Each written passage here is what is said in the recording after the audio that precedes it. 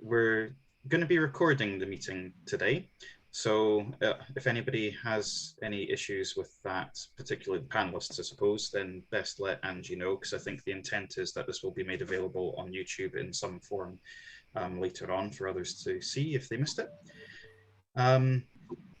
So yeah, we've got a whole bunch of breaks set out through the day. I know that online meetings, they're great because you can attend them from your home, but they can also be a bit tiring. Somehow, I certainly find it more tiring watching a computer screen than actually being in a hall with people and chatting with people bizarrely. So there's lots of breaks set through the day. And as I say, loads of really interesting talks from a range of local groups and other organizations, and also university studies.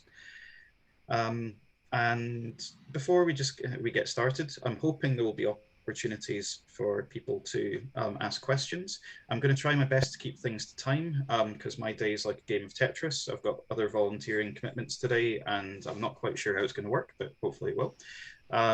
But yeah, ask questions, but please put them in the Q&A. So as I see them there, I'm unlikely to pick them out of the chat. So please do send them to the Q&A. So without further ado, I'm just going to pass over to Angie, who's going to start the meeting by running a video from Lothian ARG. Right.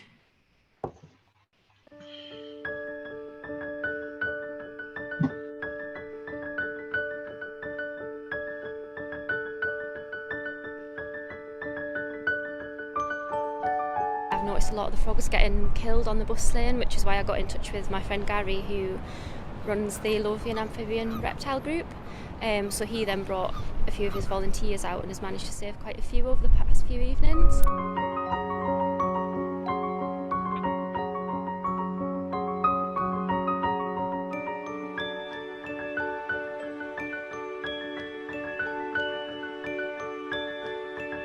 It's become a bigger problem here because of the new roads and new bus routes. And the toads do migrate every year, and so it is only for a couple of weeks every year that they need a hand. Some evenings there's been less, depending on how cold it is. Some evenings we've caught over 200. Cool. I think it's fantastic. Lothian ARG managed to help raise awareness on a wider platform such as STV. That's really awesome. So moving on, we have Lucy Briscoe from TayARG and the University of Dundee, who is going to talk to us about her citizen science project. And I'm really looking forward to this, like everything else today, really. On you go, Lucy. Hi, as Chris said, I was a summer intern with TayARG and I did a load of haven't had enough tea. A load of citizen science projects, mainly pooling our ponds, which we basically revamped, and it's kind of been a wee passion project of mine, especially with like ideas of the environment and how to get communities engaged with it. My wonderful presentation, yes. So basically, yeah, it's a Tayside initiative thing, and it's basically looking at pools and suds within Tayside, Perth and Kinross, and what it means for our amphibians and other, beautiful little animals. So what is Pooling Our Ponds? It's a community-based citizen science project, which basically involves getting people engaged with their local environment, pooling ponds basically 4 times a year, so you get seasonal effects. So you can see like what's the pond health is like in the spring, in the summer, winter, or autumn, all that lovely stuff. It also means that we get a more detailed knowledge about what's in those ponds as well, such as invasive species, and getting people to actually report those so we can actually stop that spread. And we can also use that to record amphibian sightings, especially with the common toads, which are quite prevalent around here. And we can use that through a shell site that was created from Record Pool specifically for this project, so people can actually go through it without too much issues. And it has been used in the past as part of therapy programs, and it is being used for education and just for a bit of family fun as a day out. Go pool a pond. It's great fun. You get to get muddy, depending on how much you like mud. So it was originally started in 2013, where it was in northeast Scotland, around Perthshire, and it expanded into Tayside. It encouraged local communities to look at ponds and engage with their environment. And this became one of the bases of one of my ideas that I'm looking at to do as part of my dissertation. Through pooling our ponds, we could see the pond health and monitor them. You could see the wildlife populations and any invasive species. It also meant that you could see you could engage people with the environment. You could see what there was, and people don't really get the idea of the environment because it's so big. It's like thinking to a billion, it takes 32 years, whereas a million's only 2 weeks. It's getting people engaged on the local side to get them more engaged on the global scale. And yeah, and it just makes people care about things on their doorstep, because if they're engaged with that pond and they see something going wrong with that pond, they're more likely to actually act on it rather than go, oh, it's not my problem, when indeed it is. Well, it's been however long since 2013. I don't do maths anymore much. And so we revamped it for 2021 because people have changed since then. The teenagers and kids that have done that, probably some might even have kids of their own now, and it's no longer fit for purpose. So we updated the welcome pack to make it easier to use and engage with. Oh no, go away. No, there. And made it so that you can actually see the links and stuff. The links now work. Some that have now become out of date. We have revamped that to be more engaging, as used as a PDF or as a printed sheet. Then there's also clear instructions and a more comprehensive guide with the ability to link to things like YouTube, because that's where a lot of stuff is now. It's on social media, and if you can make links to that and get it so that people have a range of accessibility for it rather than just on a PDF, it makes it a bit easier to use. And sometimes people are visual learners, they can't read and do, they need to see and do. And it also, we also made the record pool shell site so that we can nationally look at this data. We can see where these populations are and where it's been linked to the specific project. Really, yeah, that took a lot of editing, but oh well. We've also updated the reading experience for sustained and increased engagement, because we want people to read through this document. We don't want them to like go, oh, so we did, okay, there's nothing else now, I'm going to go do it, and probably not do it right. We want to actually make sure it's engaging and actually keeping the focus. And it's also added in other projects because, oh, I liked pooling our ponds. Wonder if there's anything else I can do. We have examples, which is nice. And so when we put it into practice, we're looking at like most ponds, as long as it's safe to do so, which is an important thing because health and safety matters. We then have, so we'd be looking at ponds, making sure there's appropriate areas, and if not, actually go tell your local environmental officer, like actually make sure that you can engage in this. And it basically can work in so many different ways with people of all ages, with supervision if you got wee kids and that. But yeah, it basically works by, we give you this pack, you can go get the things yourself, or if we can get the funding and then actually supply them with like a local area, like with the bio villages, we can say, here we got, if you're interested and it fits your needs, we can help provide these things, and make it work for them. And obviously there are going to have to be safety measures, because it's the pond, there's little kids, and there's the risk of drowning. Something everybody loves. Not. And basically we also have to take the welfare of the animals involved, especially with toads, where gloves have to be worn, pond safety and pond pooling practice, making sure those have been readily available, which have also been included with the use of ROSPA and other wee little guides on how to safely do pond pooling and how to handle animals without causing too much distress, because the last thing we want is to put them through stress and then that stress ending up causing an issue. So this comes to the main meat. Why citizen science? It provides a good range of data rather than specifics, where it doesn't necessarily have to be accurate if you're just getting a general idea, so we can see where problem areas might be and then ourselves go in to actually look at them.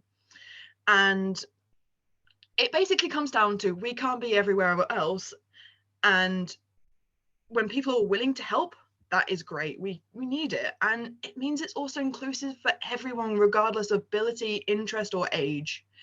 As you know, as you can just be like, oh, I just want to do something for the day, and you know what, that's still data we get. It's been used as therapy for like during daycares, for like mental health issues. It can be done for anyone, and obviously this does come with, you know, issues to be mindful of, like training. What are we actually asking them to do? Are we asking them to do things like pipette training, or like, you know, just IDing animals? Sometimes that can be really hard for some people, and like just making sure that we provide them enough adequate resources to have some, to reduce the degree of error, basically. And we're also, what are we asking them to use? Are we asking them to go out and buy expensive nets, or are we just thinking like as cheap as possible, but at least we're getting somewhere? And obviously this does lead into the idea of reliable data and the accuracy of the data. It depends on what we're doing it for. It's with just trying to find different populations and different things, it's okay, but it's also a smaller part of getting the community involved as well, which is a thing. And the main thing is, what do we then do with the data that we have done? Is it going to be used for scientific papers, or are we just using it as, here's a general idea that we can then use as a springboard platform onto, to actually go in deeper to see what's actually going on? And another reason why to use citizen science is just money. Like, and volunteers are cheap, they're free, as our undergrad interns like me.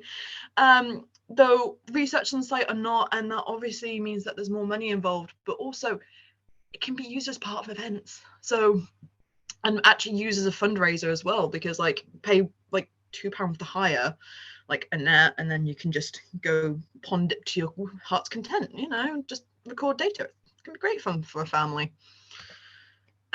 So this leads on to, what can pooling our ponds do for the people and in the environment?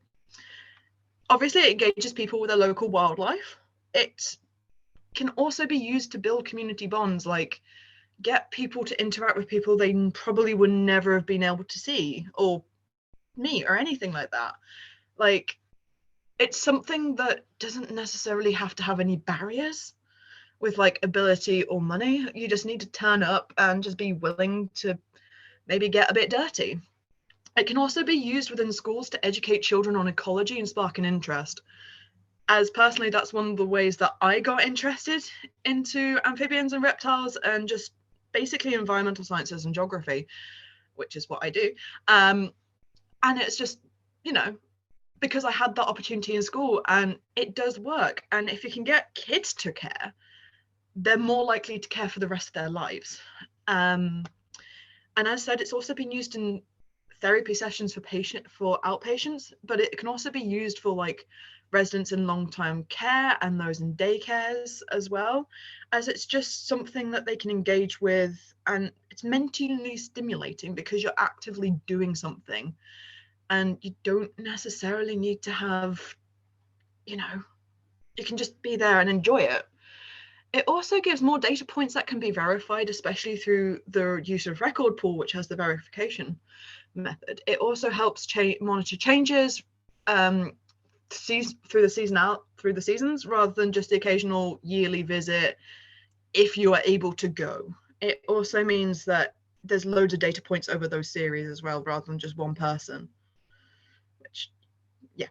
And it also allows for constant monitoring of pond health upkeep, and that basically means there are more people to notice if there is something going wrong, or if a pond hasn't been particularly well cared for, that you can then go tell someone, and then they will help sort it out.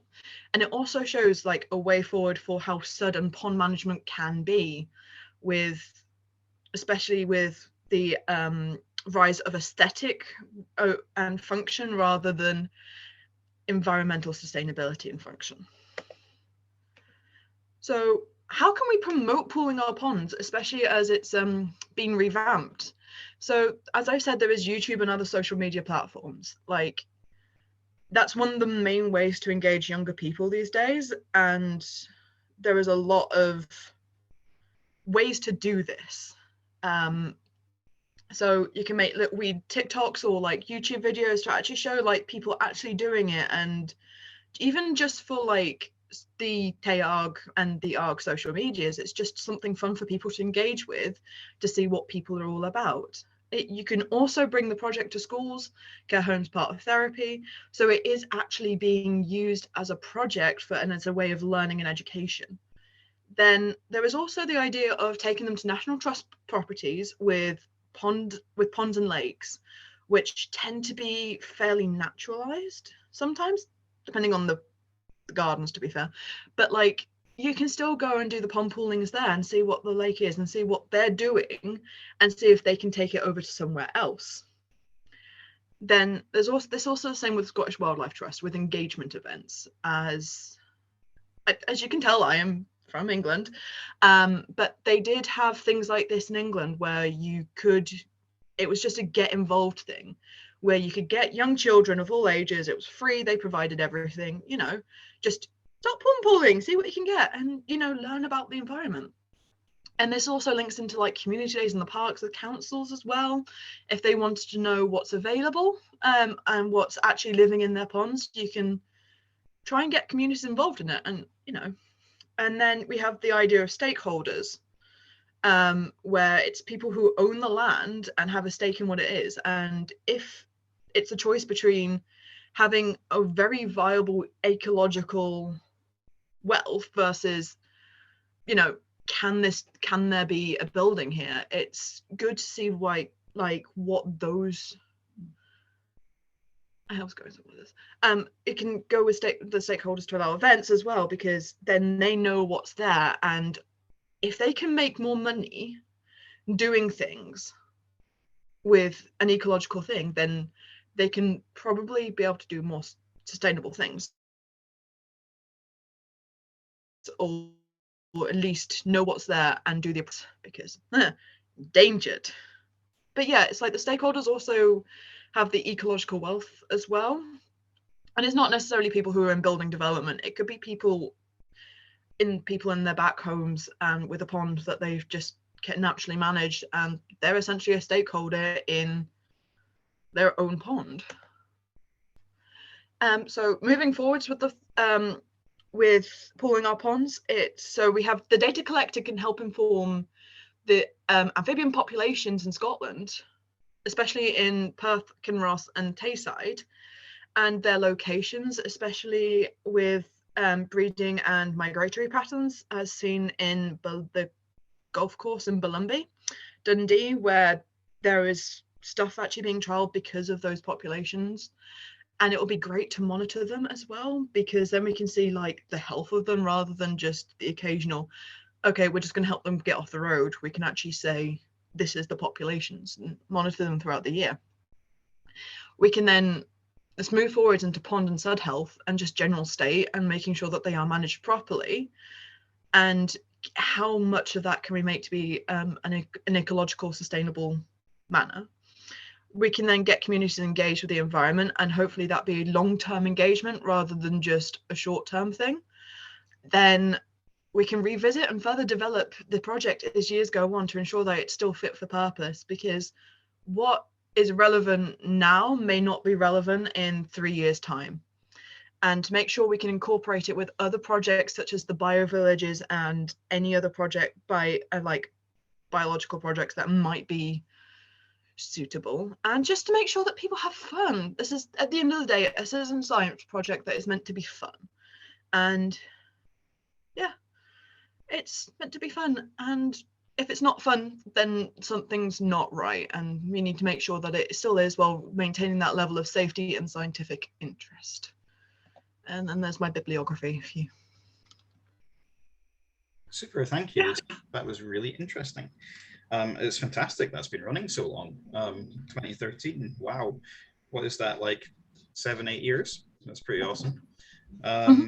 And I think that's fantastic that you've updated it for the new generation. I mean, I guess a lot of projects don't run so long as that to be necessary, but so it's cool. I really like the idea of the YouTube videos, actually, particularly showing what people do, because I think a lot of people coming out of this kind of volunteering from, you know, from scratch, like new to them, don't really know what to expect. So that kind of thing might break some barriers then. I don't know if anyone else has any questions for Lucy. If you do, please put them in the Q&A box. I was wondering though, and apologies if I missed this, but are there any reports on the previous like work that's been done on this project, or papers or anything? No actual papers being done on it, but I did find a load of reading on citizen science, which I included at the end slide of my bibliography. If anyone wants to read them, I can just copy and paste them into the chat, because I found them really interesting, because it's not just, so it's like people recording any bat sightings, that's citizen science. It's a load of different small things, and people are more likely, like, you know, I have bats outside my window. I recorded them. I had to go through a whole recording process. And it was vaguely annoying because I didn't know the site, but I would have loved to have a how-to guide, which is something that I decided to include as well, because that makes it a bit more accessible. There's literally like a step-by-step screenshot that may have taken too long. But you know, it worked. And I'm coming from a generation where I had the ability to go outside where it was still relatively safe, because no COVID, there was less urbanization basically. And with the idea of like, oh, don't let your children go out and play, it's like, you know, and I had the accessibility to live in a city where they had really nice woods to go explore. And with those woods, they ran things like bug hunting. They did that, and they recorded everything that we did as well, and what we found. And just making that accessible helps, especially in a way. And for some people, especially with the COVID, it's like if they can use YouTube videos to engage and go, that's something I would like to do. Let's oh, and then you're in a rabbit hole of environmentalism. You're like, yeah, you know, it's like a little gateway. It's like, oh, you've seen one thing, here's more. Cool. Yeah, no, that is all fantastic for sure. And also, like, record pool, I think, can be a really useful tool for gathering data. I imagine it will come up a few times through the conferencey thing today. But setting up your own portal is certainly a good way of targeting the sort of recording and data that you're trying to get. Alex has said that that's amazing and is asking if you've set up any YouTubes or TikToks that you can provide the details of so they can follow the project. Not as yet. I would definitely love to actually set something up with TayARG and or even just ARG in general, and just get like things on a national scale, because then like it's not just focused on one point, because I go, oh, it's in Scotland, I don't want to go there just to do that. It's like, if everyone can do it, then it's really something special for like everybody. So it's not just excluding one set of people. Well, maybe that's something that we can talk about, or we can talk about with Angie, if there's something we can do to help at ARG UK level. Next up is a real herpetological legend in Scotland, Roger Downie. Right. Good morning, everyone. Nice to be joining this conference. And I am one of the possibly relatively few who are actually at the centre of the world at the moment, i.e. in Glasgow, as COP26 starts tomorrow. Many people think probably the most important meeting of world leaders there have been for a very long time. Let's hope they realise the importance of it and do something sensible. So I thought it would be sensible actually to frame my talk in the context of climate change, since it's pretty topical here at the moment, and probably elsewhere too. So, amphibians, reptiles and climate change, studies from the West Central Scotland. And this is a talk, is a bit of a contrast with Lucy's one, because it's taking a somewhat different approach to how we record amphibians in the field. And you'll see as I go along, or towards I get to the end, that putting reptiles into this title is a bit of a tease. Okay, so Angela, next slide, please. Okay. Good. So one of the questions that people tend to ask of herpetologists, as we're in the middle of global climate change, is how will this affect amphibians and reptiles? And as the people who work in this field, we feel we ought to have some answers. And there are some answers that people have explored.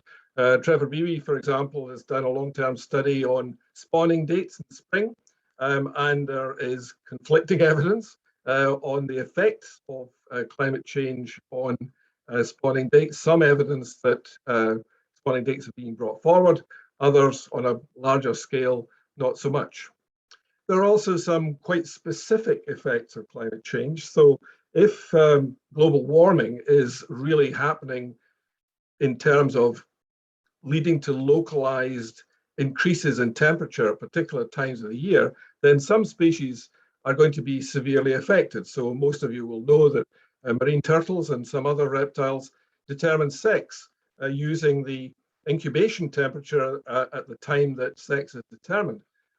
And warming will skew the sex ratio, sometimes so severely that no females or males are produced, depending on which species we're talking about. And clearly that has major effects, potentially, for populations. It's pretty hard to be sure what effects it's going to have on marine turtles because they're so long-lived, and the changes are gradual and historical. But when we did some work in the Mediterranean some years ago, it did look as if green and loggerhead turtles were going to have severe problems with sex ratios in the coming decades. But it's that sort of timescale. But of course, climate change, as we're learning, is causing unpredictable, variable, extreme weather.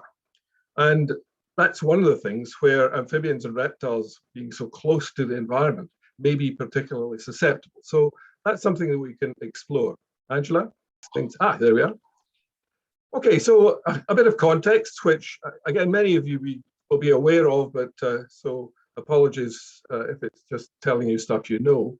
But more amphibian species are thought to be at risk of extinction than two other major groups of vertebrates, the birds and the mammals. The latest headline figure from the IUCN is about 40% of amphibian species are in the top 3 threatened categories.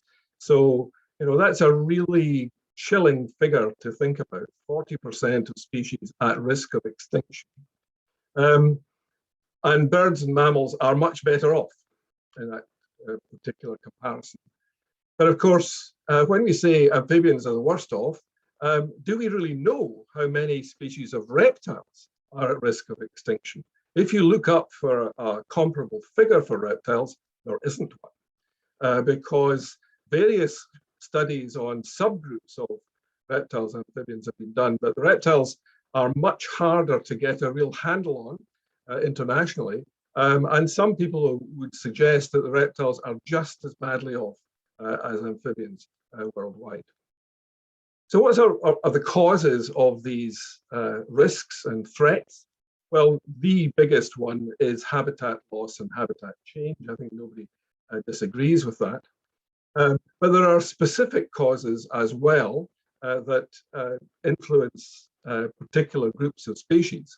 And the focus for amphibians for the last 20 years has been largely on chytrid disease, a fungal disease which affects the skin and can be lethal and has certainly caused huge population declines in certain places.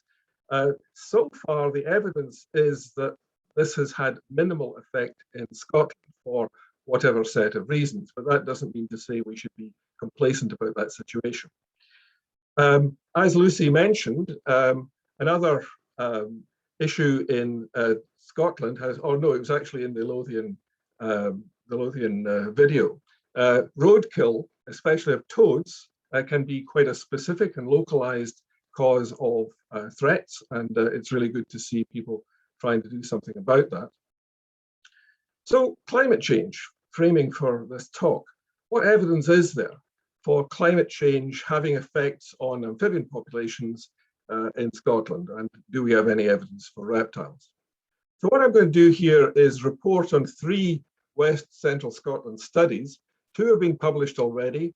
1 is incomplete and not been published.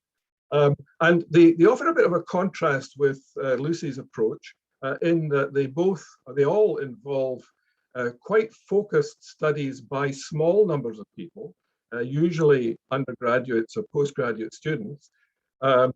One, in the case of Eric Patterson, I don't know if Eric's here, he did it while he was not yet even an undergraduate, a very dedicated piece of work on amphibian breeding. And it shows the advantages, I think, of a dedicated and committed approach over some years, but also the problems of doing that. In other words, it's very time consuming and a lot of hard work and not just fun, sometimes probably not fun at all.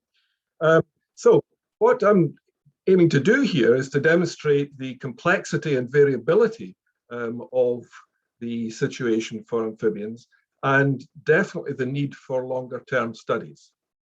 Okay, Angela.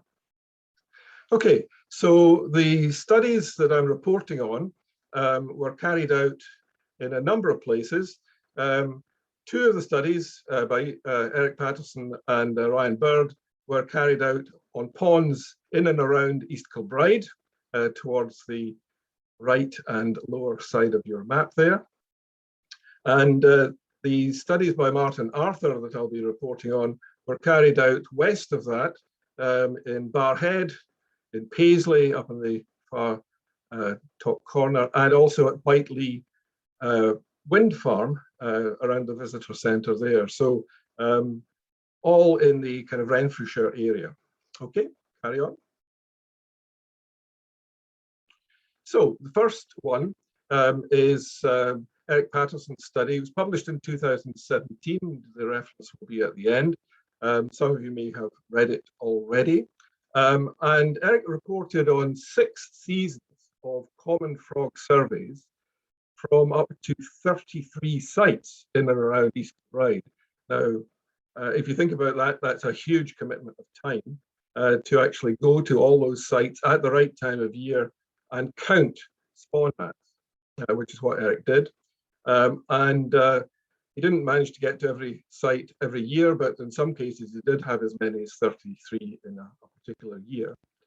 And the headline results give us some concerns and cautions about what an individual survey is telling you. So at any site, spawn numbers varied greatly from year to year. I've given you a few examples from the report.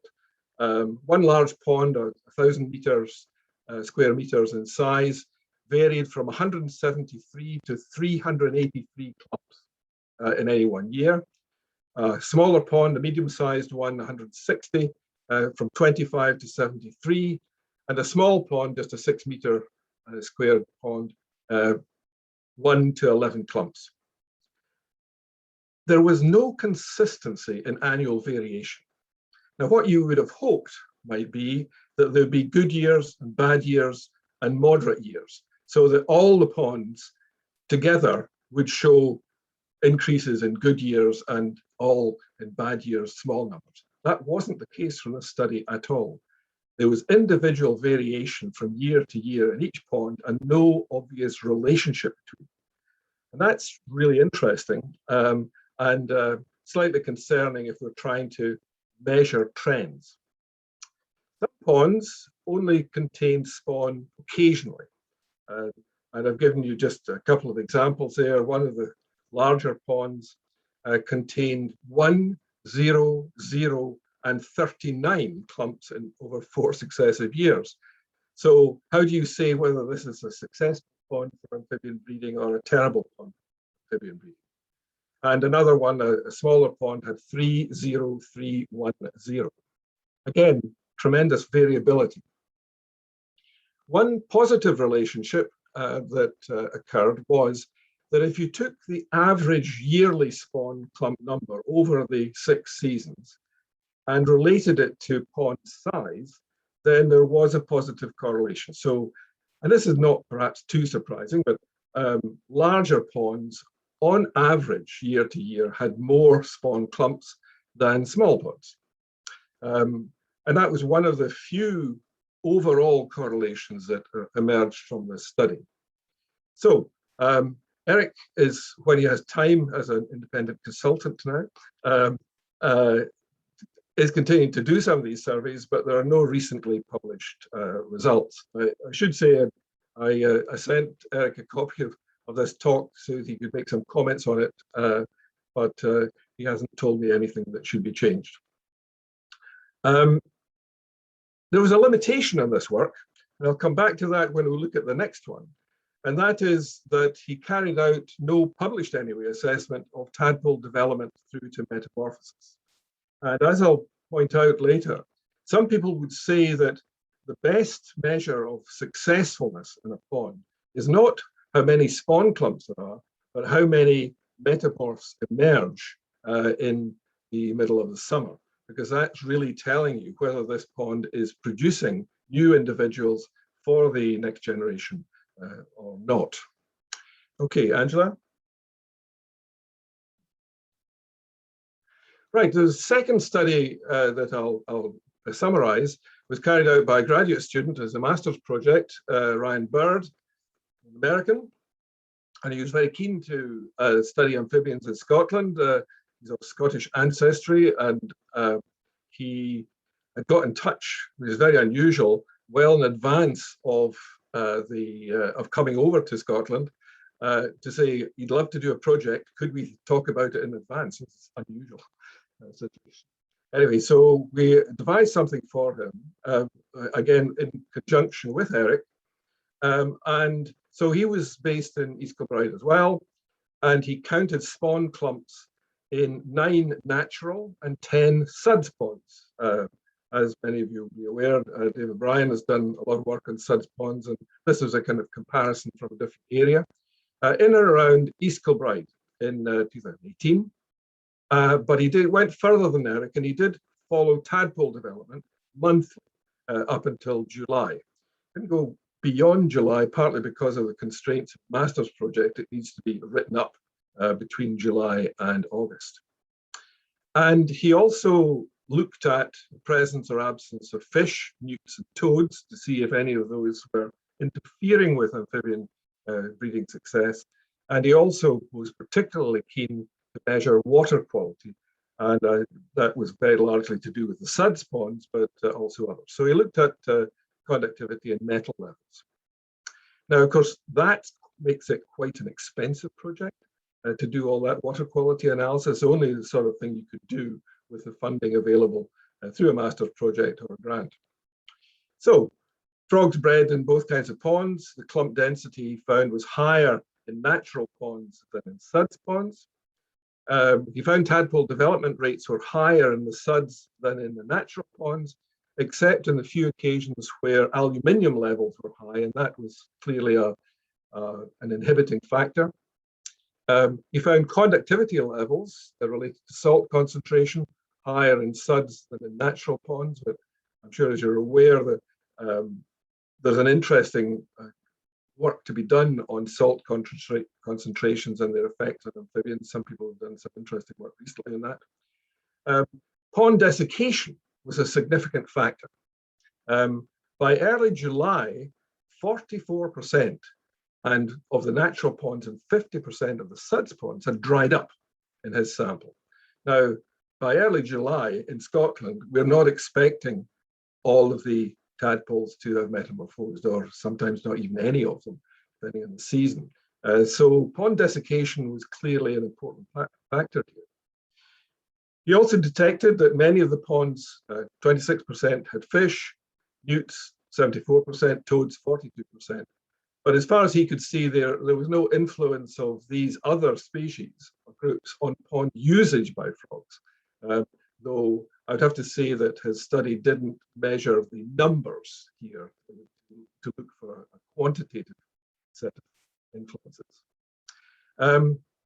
In the ponds that still contained water in early July, nearly all the tadpoles had metamorphic stages present, so clear sign of getting through to the metamorphosis. But a big limitation in this study was he wasn't able to assess the numbers reaching metamorphosis. So there was no relationship between, say, pond spawn clump numbers and numbers actually getting through to metamorphosis, which clearly is a pretty difficult variable to measure, but it is a limitation. Right, Angela, next. So the third study that none of you will have seen because it hasn't yet been published is Martin Arthur's study. Martin did this work as an undergraduate in the Renfrew area. So he surveyed ponds in Barrhead, Paisley and Whitelea and a few others, leading to a total of 23 ponds. He recorded spawn clumps and then followed tadpole development fortnightly until August, so a bit later. And he also looked for the presence of fish, newts and toads.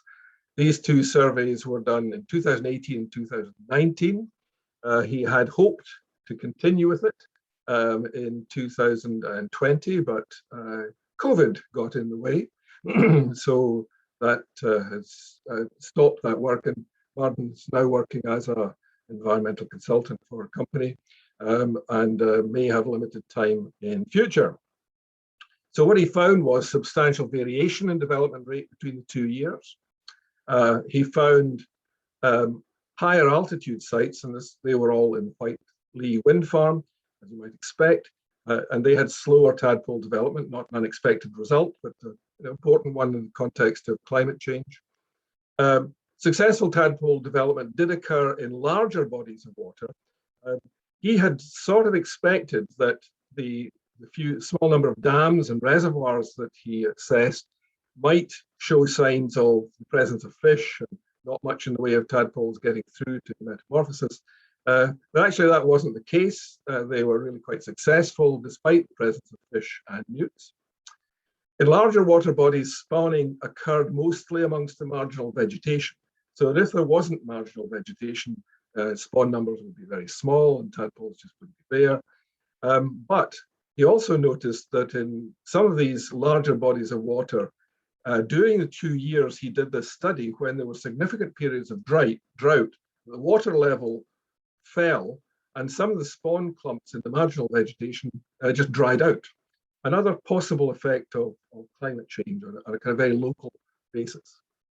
And he found, again, as had been the case with Ryan Bird's study, that desiccation prior to the completion of tadpole development was common in both years. More 57% of ponds in 2019 than in 2018, where it was 39%. So again, some evidence for desiccation as a serious issue for quite a significant number of ponds. And limitation couldn't continue because of COVID. Angela. So this is a plug in a way. CARG has got some funds to do surveys in the Glasgow area on the local authority site ponds that the Froglife Living Water Project developed from 2009 onwards. The aim of this work is to assess how well enhanced and improved ponds have done over the more than a decade now since they were worked on. And the Glasgow City Council is very keen that this work be done. It was intended for 2 years ago, or a year and a half ago. It didn't happen because of COVID. It didn't happen this year either, but we're pretty confident, as long as virus management is reasonable, that we'll be able to do this in the coming year. And we'll be looking for some volunteers to help with this. They'll need good training because of the kind of protocol that will be developed for the work. And if enough volunteers come forward, we may be able to do the ponds in Renfrewshire that Martin Arthur did as well. That would be a really pleasant thing to be able to do. So We do have some funding for it, and we will be developing, no doubt, social media message to people to encourage volunteers to come forward. Next slide. So some conclusions. Conclusions, first of all, the performance of any pond as a common frog breeding site is complex with lots of variables. It's not straightforward. Interannual variability is high, so single-year studies are of very dubious value on their own. They can plug into a longer-term picture, but don't expect a lot from 1 year. Desiccation, which I think is related to climate change, is a serious issue. We've had, I think, 3 seasons now where, as a gardener, I'm well aware of the drought that we've had, particularly this year, when if you didn't get out watering your plants every day, you wouldn't have anything. So I think that is an issue. Larger water bodies can support common frog breeding as long as there's marginal vegetation, provide shelter. And long-term data sets are vital, and it should include all the amphibians. We've just really looked at common frog, but it would be nice for CARG to discuss a strategic approach where we could actually set up a program that could monitor this over the future. And as I say, I put reptiles in my title. Our region needs some studies, and perhaps this afternoon's session will help deal with that. And next one simply gives the 2 references for those who haven't seen the 2 papers I referred to in the Glasgow Naturalist. That's it. Thank you, Roger. That was absolutely fascinating, and I can say both those papers are fantastic reads. So if you haven't read them, do. I noticed Eric in the chat box was saying that you've given him some ideas for his own work in the future, Roger. So that's fantastic. I'm certainly looking forward to seeing more of Eric's stuff. And it's great to see a local ARG working with Froglife and university on these projects. Hopefully there's more of that to come. And yeah, there's certainly highlighted the difference between, or the different strengths of a sort of focused targeted academic study and the broader approach to the citizen science study beforehand. They both bring certain aspects to the whole subject. Welcome back, everybody, or hopefully everyone is back. We're going to crack on with the next session. So up first we have David O'Brien, who is a fantastic speaker. I always enjoy listening to him, and he's always got something interesting to say. So I'll just pass over to you, David. So no pressure there, Chris. Thank you for that. I will see if I can get the tech to work, which is a good thing. As Roger implied, I think when we get to our age, we don't necessarily find it quite so easy. Right. Yeah, that's great. Go for that. Right. Okay. Thank you. So the Crowland Islands, which a very famous part of Scotland. It's well worth Googling it because it's so unfamous and so few things have ever happened here that if you go onto Wikipedia, all the pictures of the Crowland Islands are actually somewhere else. And the Crowland Islands are made up, there's 3 Crowland Islands. There is Crowland Beg, Crowland Medium, and Crowland Mhor, which if you speak Gaelic means big Crowland, medium Crowland, and little Crowland. So they're kind of unimaginative. And the first ever, bizarrely, biological recording expedition there was in 2012. And we took shifts to get onto the island on a little boat. And on the first boat was my daughter, who just fixed my tech problem. Thank you, Katie.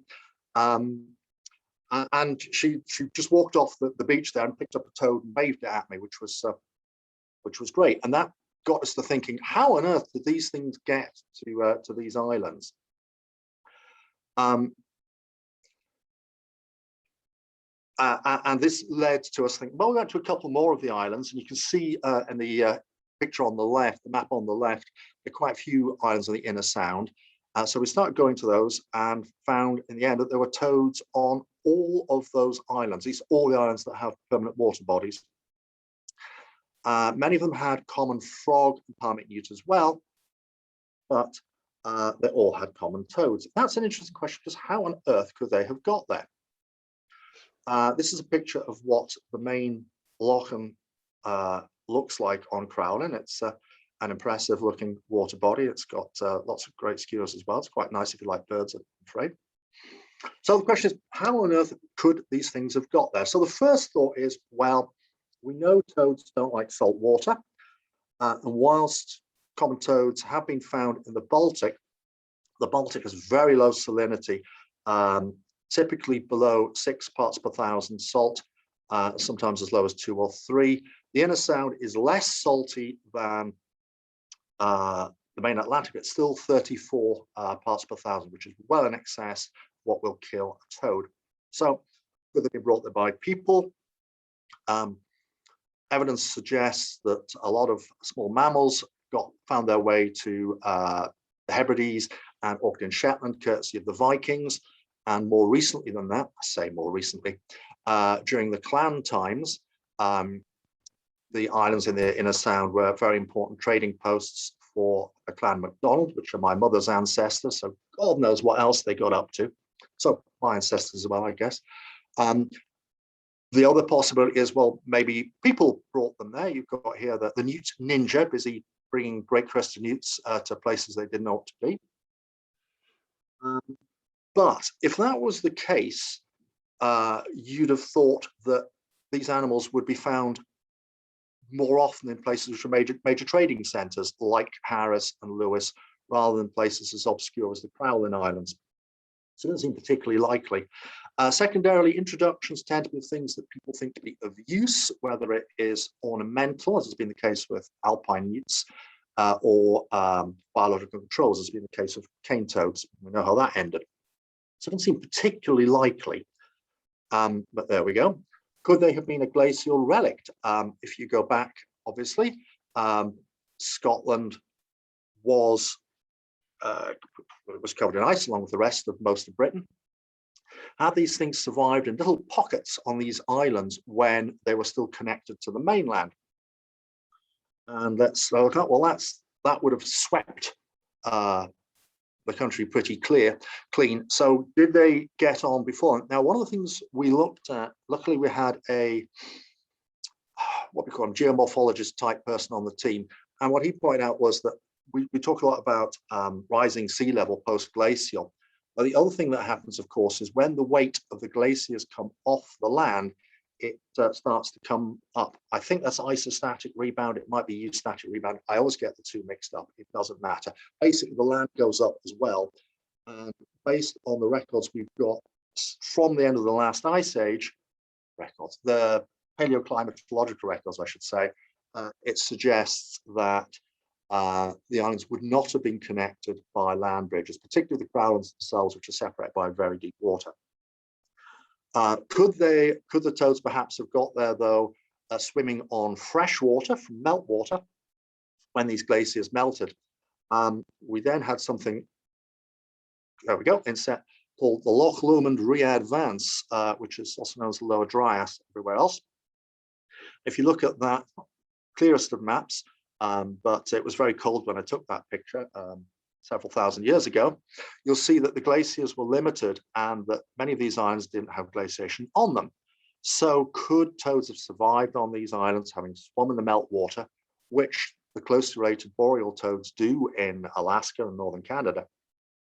Sounds like an interesting possibility, except all of Skye and pretty much all of Scotland would have been either under ice, and the bits that weren't would have been permafrost, which is would have been totally unsuitable. The toads couldn't have bred there. There would be no water for them to do so.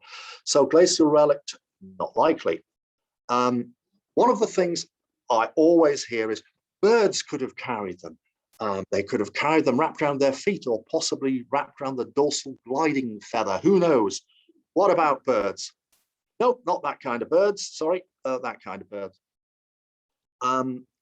It's one of these things that you read about a lot. They certainly do move mollusks around the place.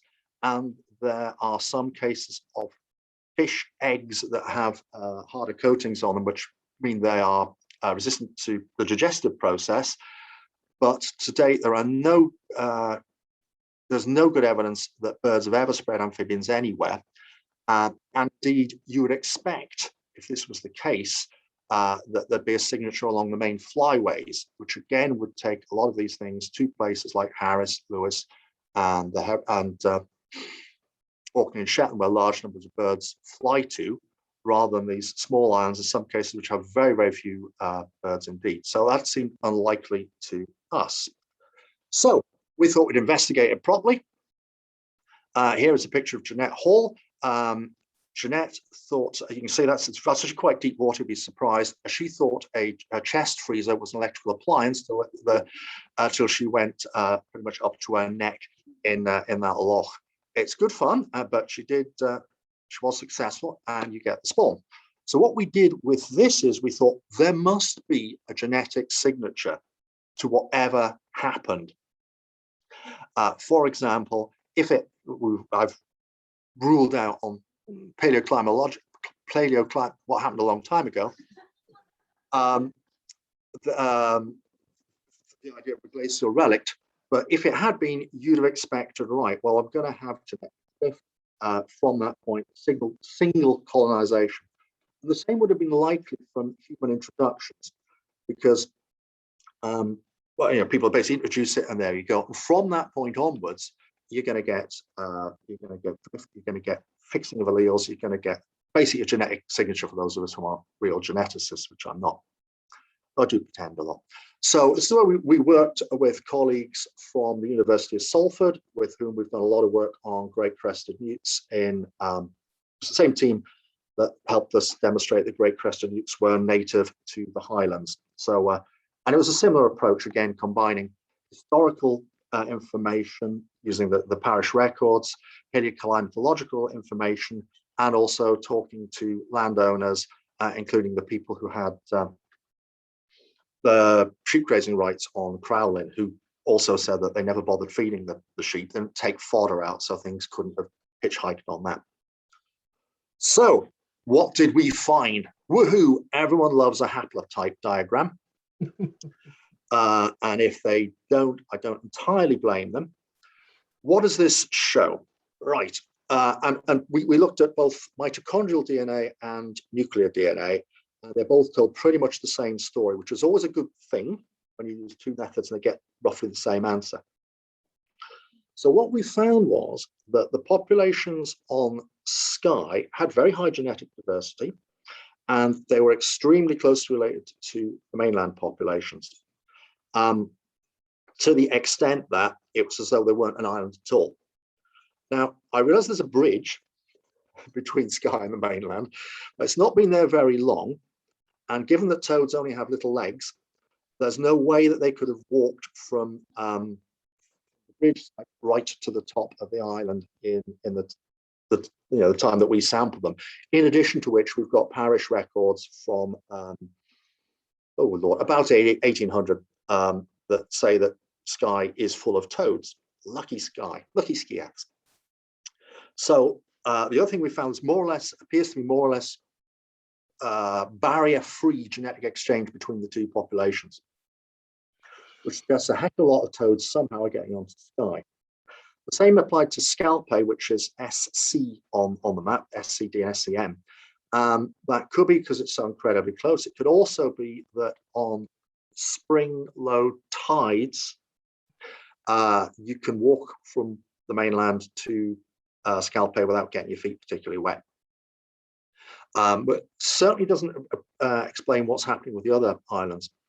One of the things we also looked at was, well, are they going there independently, or are they hopping from island to island? Is that like an island hopping scenario? And again, the genetic material suggested otherwise.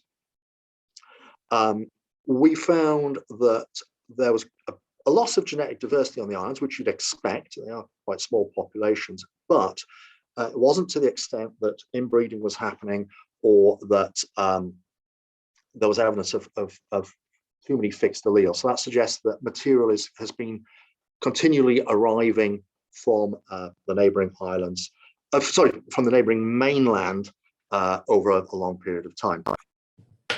So we came up with the most likely explanation, we thought, which was rafting. And this has been, it definitely has a decent track record of. This is not my picture, I hasten to add. I mean, it's not a picture of me, obviously. No, it does look rather fetching. You can tell it's not me because I don't eat ice cream. No, this kind of rafting where animals are on a raft of material which floats out, particularly after storm events.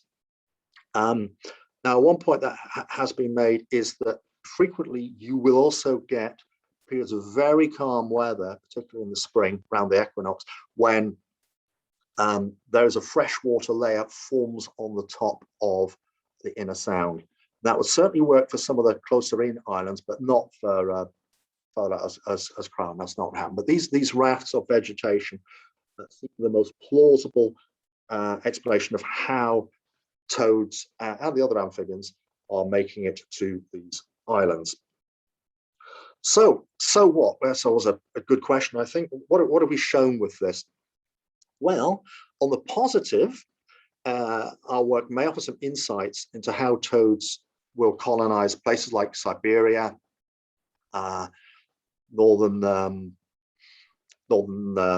Canada, in which case it'd be Bufo boreas, which is now something else boreas, which people wouldn't change scientific names. It's very frustrating, but also in southern Chile. The bad news to that, and you'll see here, they've got two pictures of New Zealand frogs here. The one on the right is my picture of a Hochstetter's frog. It's a bit blurry, but I'm really proud that I've got a picture of a Hochstetter's frog, so I put it in anyway. And the one in the middle is a far better picture by Phil Bishop, who's one of the top New Zealand frog bods. But the one in the middle, more importantly, is Hamilton's frog, which lives in a small archipelago between the North and South Islands. And it is safe because no amphibians can reach it on its little islands.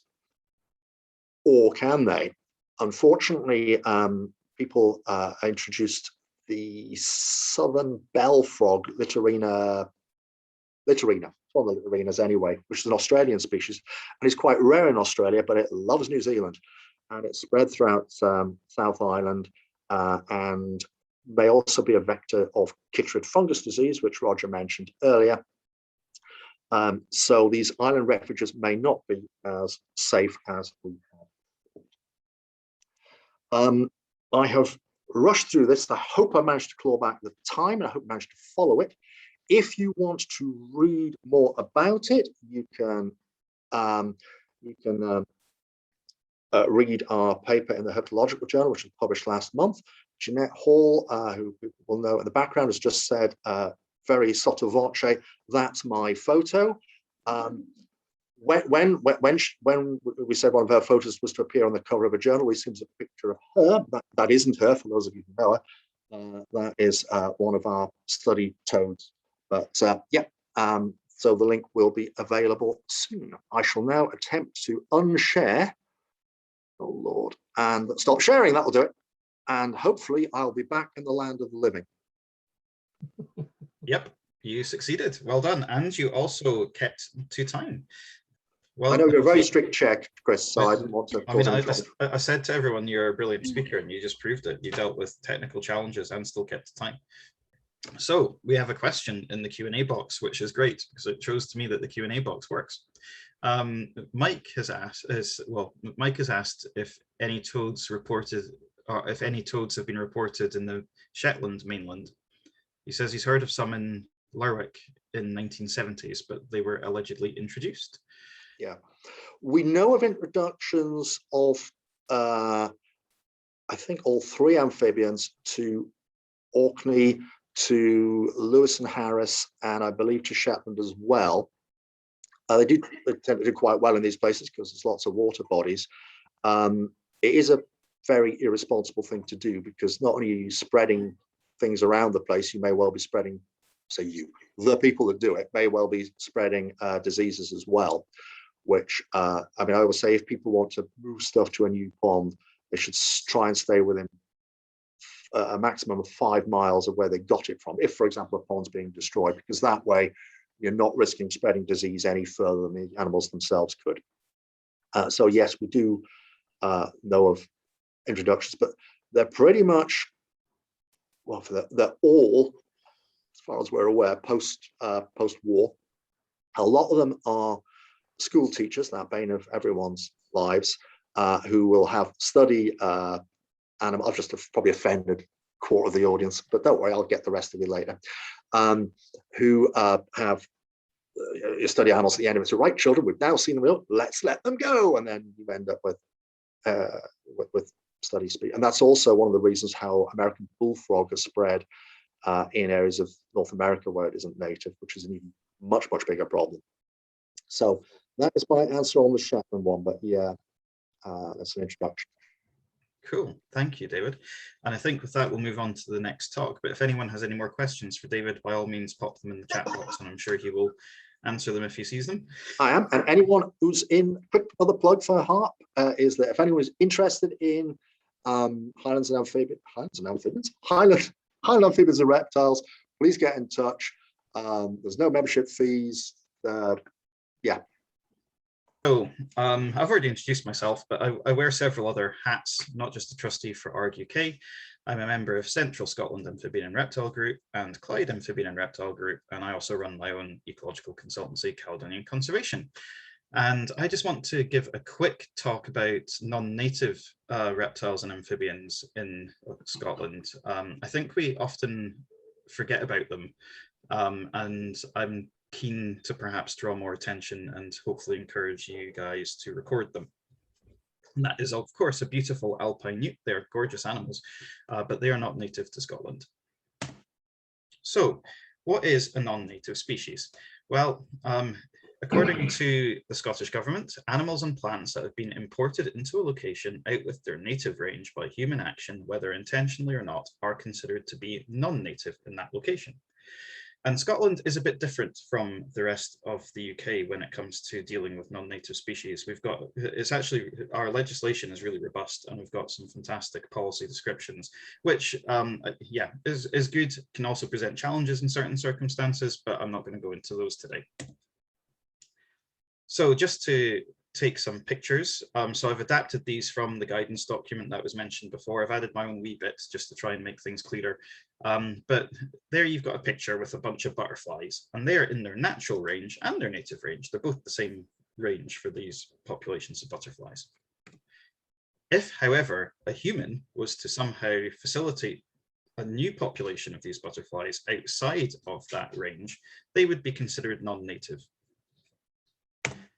Slightly more complicated, but if you have the situation down below where the butterflies have become extinct in part of their natural range, their native range is considered to have reduced. And even if you were to do a reintroduction of those butterflies within their natural range where they had become extinct previously, that does not become their native range, and they are still considered to be non-native. We could debate that for a long time, I'm sure, but we're not gonna. In terms of reptiles in Scotland, we have four native species, in my opinion. We've got the adder, we've got the grass snake, we've got the common lizard, and we have the slowworm. However, there is potentially a question mark over the grass snake. Not everybody would agree with me saying that I think they're native. I don't know for sure. I think they probably are, but not everyone would agree with me on that. So I will mention them in this presentation. We also have sand lizards, which may be native to England and Wales, but they are not native to Scotland.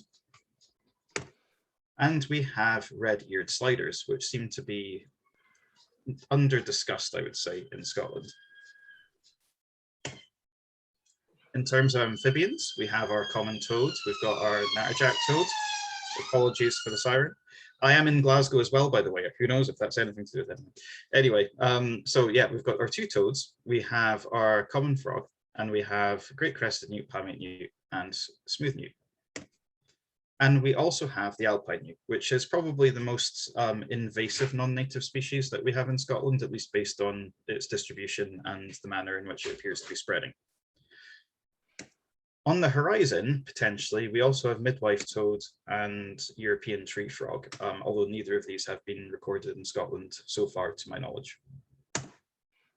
So just to go about them in turn, red-eared slider.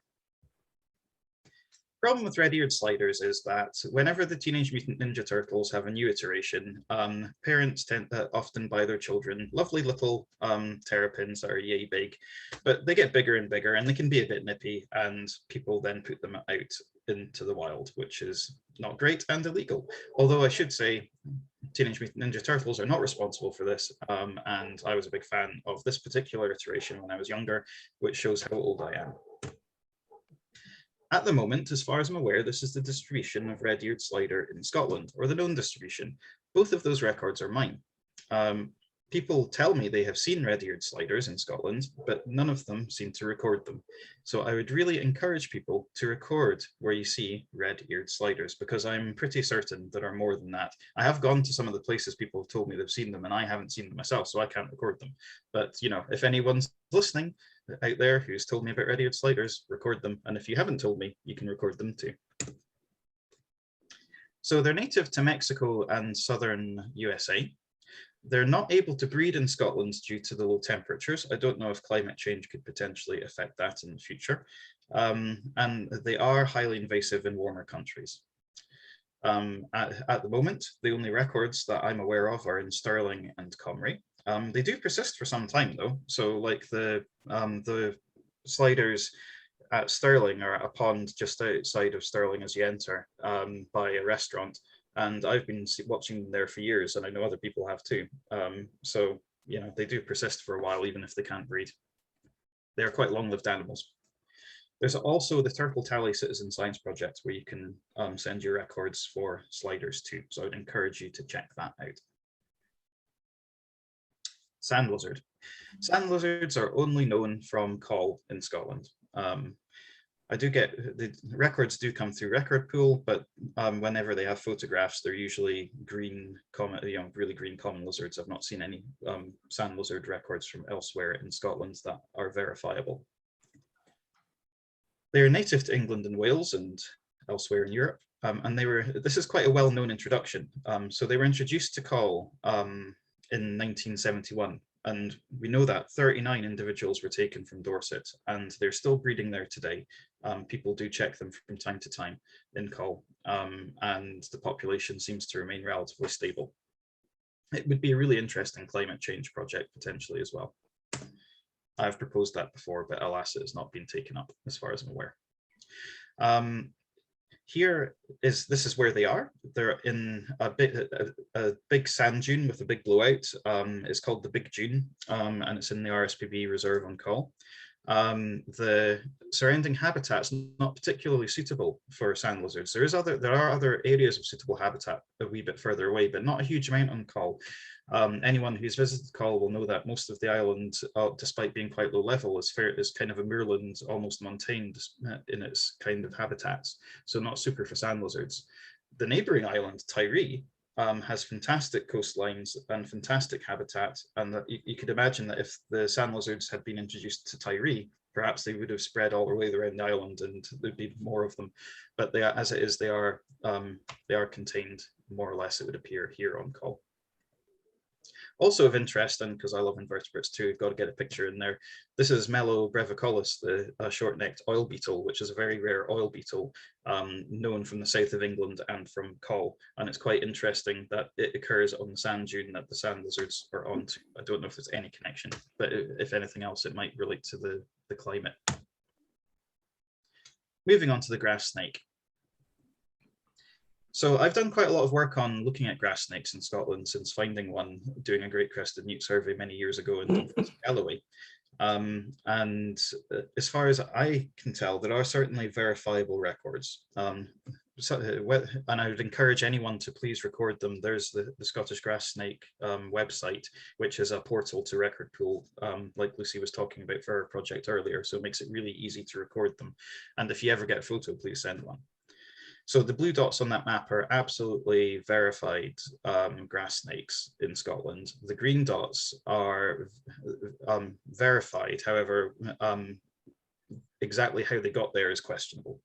So the blue dots could well be native. The green dots, there's other possibilities. So are they native or are they non-native?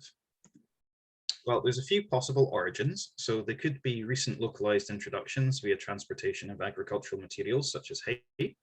They could be localized introduced populations, deliberate or escaped pets. They could be recent colonizations due to climate change, or they might be more established wild resident populations.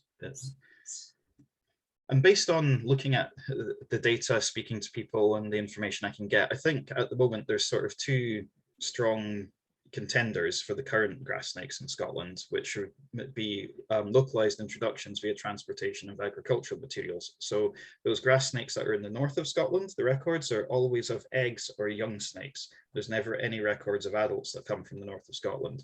And the hay that is supplied to the north of Scotland often comes up from the Solway in Dumfries and Galloway. And one can imagine that possibly grass snakes might use some of these stacks of hay for laying eggs or whatever, and they might then get transported to the north of Scotland, but the populations themselves may not be surviving. I don't know. It's complete conjecture. There's no major research being done on this. And the other, there are certainly long-standing records in particular places in the south of Scotland where grass snakes have been known for a very long time. And in some cases, there's confirmed breeding as well in the past with egg laying. So they could well be more, they could be established. It seems unrealistic that the grass snake distribution would stop at the political border between Scotland and England. And having some populations in the south of Scotland wouldn't be surprising to me. Really, though, I think more research does need to be done. All the research on grass snakes in Scotland that I'm aware of has been done by me in my spare time and without any funding. And I think really to take it forward beyond this point, there needs to be some funding injected into a proper project, perhaps run by an academic institution or something, which could also look at the genetics involved to find the origins of the grass snakes and also which species we've got, because there are different species of grass snakes and there's been different colonization waves of the UK. So whether or not we've got English grass snakes or we've got Scandinavian grass snakes, who knows? And if you want more info on grass snakes, I talk about it for a good half an hour or something in that Scottish Wildlife Trust webinar, which you can watch on YouTube. It's got lots of the stuff that I've looked into, including climate data. And there's lots of stuff available on the Caledonian Conservation website. And there's also fantastic information on this and so many other things in the Amphibians and Reptiles of Scotland book by Chris McInerney and Pete Minting, which I can't recommend highly enough. It's super detailed, and I believe you can still download it for free from the Glasgow Natural History website. So you'd be silly not to. And yeah, please record the grass snakes.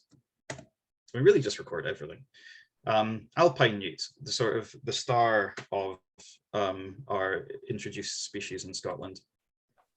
So that's the map that you can get off of Record Pool. Now I'm aware that there's also a population in Helensburgh that's not yet been recorded on Record Pool, but is known otherwise. So I've just added that to the map. And zooming in, so that it's through the central belt that they're known. But this is something, I mean, I've just been blown away by Record Pool and the power that it has in terms of recording and citizen science when it comes to the alpine newt. So I'm a verifier for Scottish records on Record Pool. And I would please encourage anyone else, I know some other people here do verification, please keep on doing it. And if you might be interested in verifying records, please come forward, because I think at the moment I do most of the records for Scotland. And so I can sit there going through, 2,000 records in an evening or something. And it does take a lot of time, so a bit of help would be appreciated. And it's really fun because people can submit photos. And this is where alpine newt has just been brilliant, because there's loads of alpine newts being recorded, but almost all, in fact, I think all of them have been misidentified as either palmate newts, unknown newt, lizard, but they've had photos. And I've been able to click on the photo and see, it's an alpine newt. And in fact, just the other night, 2 nights ago, I was going through records in advance of this. And if you can see my cursor, I think you can, this record here is from just the other night, and that's a brand new location for alpine newt. So it's really, it's really interesting. And on a smaller, finer scale, a lot of the records are coming from Edinburgh, which isn't surprising. There's a lot of people there. There's also 2 known introduced populations in Edinburgh that were thought to be pretty contained. People felt that they probably couldn't spread. Whether or not they are spreading, I don't know, but there's certainly alpine newts in a lot of other locations throughout Edinburgh than was previously thought. And that's all coming in through Record Pool. So please record on Record Pool. And if you can help verify, that would be ace. So alpine newts, they are beautiful newts, but they're not native to here. They're native to Central Europe, and they can be an asymptomatic carrier of amphibian diseases such as chytrid, which can have negative impacts on our native species potentially. They are available to buy in the UK still, though. Garden centres, I think, still sell them. I don't know after COVID. I've not been to a garden centre for almost 2 years. Certainly pet shops sell them. You can order them to be delivered to your house. And I don't believe that it's illegal to have them in your garden pond, but it is illegal for you to deliberately or unintentionally allow them to spread into the wild. And exactly how you keep them in your garden is, well, beyond me. And yeah, so there's populations in Edinburgh which appear to be spreading. Newbridge appear to be spreading. I get called up to help with rail projects where people have identified great crested newts now and again. And in this part of Scotland, they're always alpine newts that they've found, and they do seem to be spreading along railway embankments. There's a population at Glenboig, which is where we've got our largest population of great crested newts in Scotland, which is potentially concerning. And the Crook of Devon records is new. I also worry that there's a risk of them spreading quite widely along the Union Canal because they are right next to it. And I know that all our 3 native newts breed in the Union Canal, so I don't see any reason why alpine newts wouldn't. So yeah, please record them. On the horizon, I don't know. But speaking to people before putting this presentation together, 2 species did come out as being thought to be at risk of colonising Scotland, perhaps with climate change as well, making it more likely. And one of those is the midwife toad, and they have been found quite far north in England, so it seems possible, and they're native to continental Europe. And the other is the European tree frog, which is widespread on the continent, and it has been introduced in the past in England in various locations, although I believe that those populations have become extinct since. But they are an increasing focus of the rewilding movement. Some aspects of the rewilding movement really are very keen on seeing European tree frogs reintroduced or introduced, depending on your point of view. And so it's certainly one to keep an eye on. Of course, any introductions or reintroductions should be done within IUCN guidelines, the law, and certainly taking into account biosecurity. But yeah, I don't know if they could survive in Scotland, really. So reasons to care about non-natives: biosecurity, I've mentioned it a few times. They can introduce new pathogens into the wild. They can be asymptomatic carriers of diseases, which can affect our native species. And they could also bring in other associated non-native species, for example, aquatic plants. Also, in terms of ecology, they could compete with our native species, and they could disrupt ecological processes in other ways that we just don't expect. There are legislative reasons to care as well. There are lots of offences. It is basically illegal to release an animal out with its native range or otherwise allow it to occur out with its native range. And yeah, just again, please record. I've probably hammered that a few times, but record pool's great. There's loads of other places you can record. Anywhere is good. And that has been my talk, which I think I will pass over to Danielle Muir very quickly. If you have any questions for me, pop them in the chat box or catch me at a break. Over to Danielle to tell us about the Tayside Pond project. Yep, that's it. Perfect. Great. Okay, thanks for that. And yeah, thanks for having me today, for slotting me in at the last minute. So we got some really good news last week from Perth and Kinross Council that they were able to fund the Tayside Ponds project over the next five months. So it's a project that's going to be run between ourselves here at TayARG and also in conjunction with the British Dragonfly Society. So we'll be working with BDS volunteers as well, hopefully. So if we want to move on to the next one, Angie.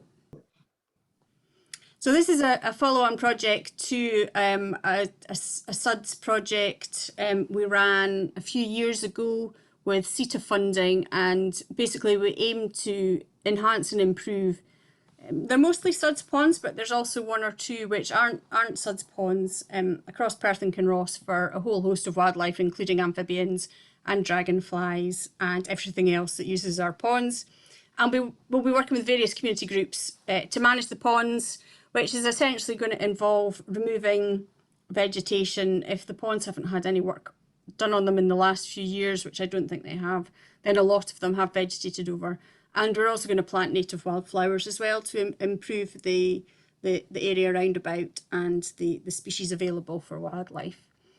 Part of it involves writing management plans for the roads, the flooding and the community green space teams within the council, and we'll also link with the local biodiversity action plan targets. It's also a TayARG biodiversity partnership project. They're the ones that put in for the funding. And one of the outcomes is to have a video of good practice for use elsewhere. So this is going to go onto the Perth and Kinross Council website. And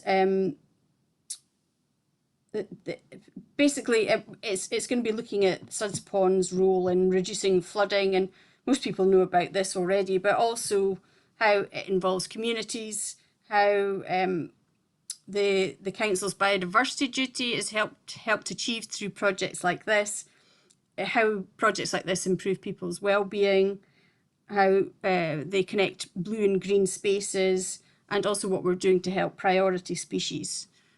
Can we move on to the next one?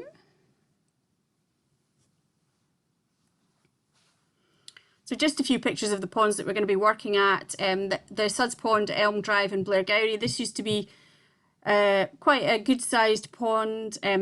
We've carried out quite a few volunteer tasks here in the past, maybe 3 or 4, and it's been developed very close around the edges of the pond, and also I think some of the pond has actually been drained, so there's quite a lot of work here to improve it. And if we can move on to the next picture, I think we've got some pictures of some previous volunteer tasks. So you can see there's quite a lot of vegetation in the one on the top left. So rather than clearing the 50% of the pond or 60% of the pond of vegetation, we've been working on producing pockets of open water for amphibians and other wildlife to spawn in. So if we could move on to the next one. This is Craighall Suds Pond at Blairgowrie, and again you can see from the bottom left picture there how much of, I think these are mostly bulrush, how much is vegetated, and again we've been working on putting in little pockets. Ideally we could do with getting some mini diggers in there, but our funding doesn't quite cover that, unfortunately. So it'll be working with volunteers over maybe 1 or 2. I would hope to have 2 volunteer tasks at least.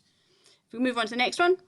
Davy Park Pond in Blairgowrie is actually quite a good habitat. We don't need to do any vegetation removal there, but we are going to improve the sort of wildflower diversity by planting some native species there. Move on to the next one. And Murthley Suds Pond. These are photos obviously from a previous volunteer day with a before and after, the before on the right and the after on the left. Again, this was a few years ago, and since then it's pretty much vegetated over. So again, it'd be good to get a mini digger in here, but we'll be working with volunteers and hopefully making a few areas of open water for amphibians spawning next year. And Norrie Miller Pond, this is one that I haven't actually worked on before, though I did write a management plan for it a few years ago. And it's split up into 2 areas. There's a more natural area at the top, which I think will be quite good for wildlife. Again, it's a case of removing some of the vegetation and also looking at the one on the right hand side where frogs do spawn in there actually, but the pond itself isn't a particularly good habitat because the council folk have been clearing out algae in the summer and removing all the wildlife. So yeah, working with the council to improve their management as well as doing work with volunteers. And other ponds that we'll work on, the North Inch Suds Pond, which was put in when the new school went in the North Inch. There's a new school gone in at Bertha Park, so we'll be looking at that pond, that Suds there.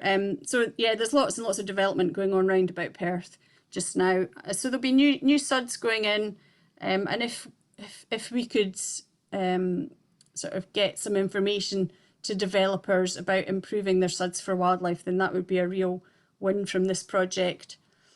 Scoon Park Pond and Abernethy Suds Pond, and this is us a few years ago planting some wildflowers at the Suds Pond in Elm Drive, so we'll be doing a bit more of this. So the project will involve working with volunteers from TayARG. So TayARG, Tayside ARG, we cover the local authority areas of Dundee, Perth and Kinross and Angus, though Trevor manages most things, if not all things in Angus with the Friends of Angus HARPs group. But this will be concentrating on Perth and Kinross, as that's where the funding's come from. The British Dragonfly Society, their volunteers, schools that are close by the Suds Ponds, the Climate Cafe, certainly in Blairgowrie, they're setting up hopefully the first biodiversity town in Perth and Kinross. They've been very keen, and local path groups as well, and also the staff from Perth and Kinross Council, the local rangers, the roads and flooding teams, and also the biodiversity ambassadors will hopefully be getting involved as well. And there's the opportunity to work with Stuart Milne, I hope. I carried out the sort of Amphibians and Gully Pots project many years ago when I worked as a ranger with Perth and Kinross. And one of the outcomes from that was we put in wildlife curbs in one of the awful locations at Elm Drive where many amphibians had been falling in and drowning. And we did get some funding a couple of years ago to give some wildlife curbs to Stuart Milne when they were doing their new developments round about Elm Drive and the Suds Pond there. So it'll be a good opportunity to be able to go back and see how well those are working as well. And we'll also be promoting the Pooling for Ponds pack and recording in the record pool, of course. And just to finish off with my contact details and to say thanks to Perth and Kinross Council for the Nature Restoration Fund grant, which enables us to carry out this project.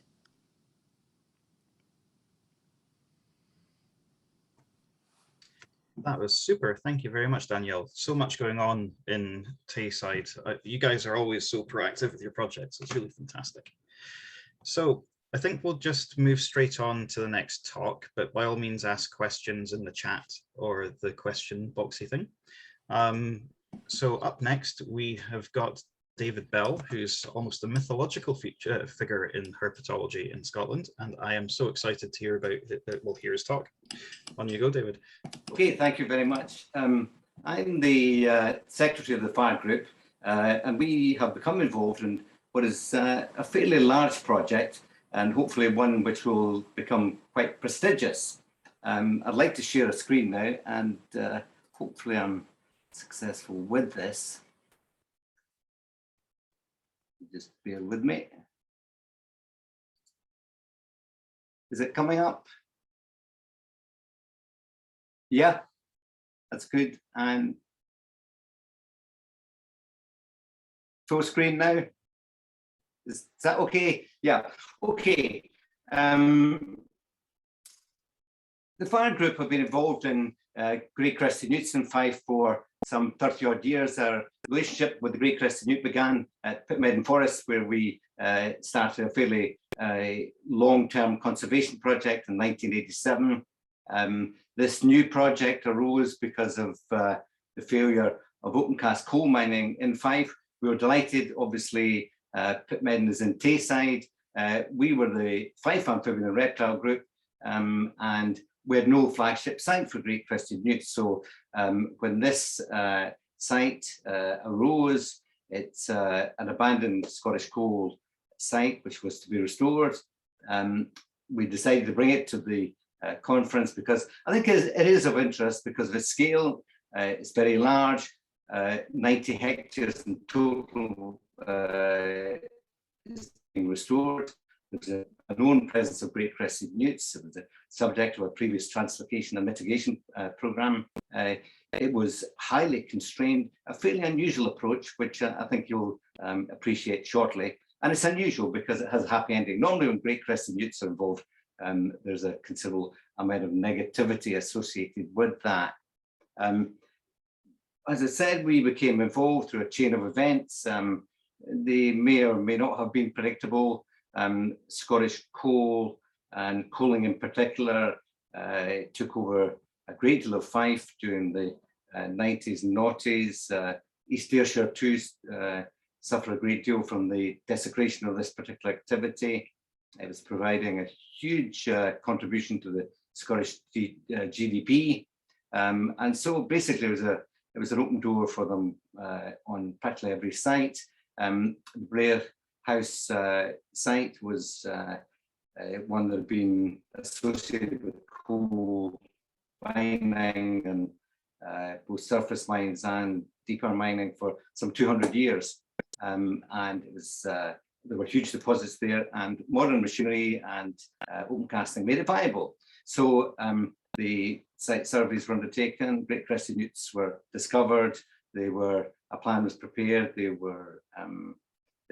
species protection plan was fully implemented. Unfortunately, Scottish coal go bust, and in 2012 coaling stops, and so does the funding, and Scottish-wide we were left with a £70 million restoration liability, and the Blair House site was one of these. The Scottish Government in response set up a task force, and they in return set up the Scottish Mines Restoration Trust, which is a non-profit making charity to deliver the restoration and to maximise stakeholder benefits. The stakeholder benefits were largely community returns from this activity. The funding was extremely limited. The funds for these restoration projects and available to Scottish Mines Restoration Trust came from the original bonds. Most of that money was not recoverable. The Blair House open cast coal site managed to get their hands on 3.1 million. Two of the FARG members were asked to get involved in this restoration, and in 2018 the whole process began. Prior to the open cast coaling, there were 3 ponds associated with previous coaling activity. West Fife is fairly similar topographically. It's quite complex.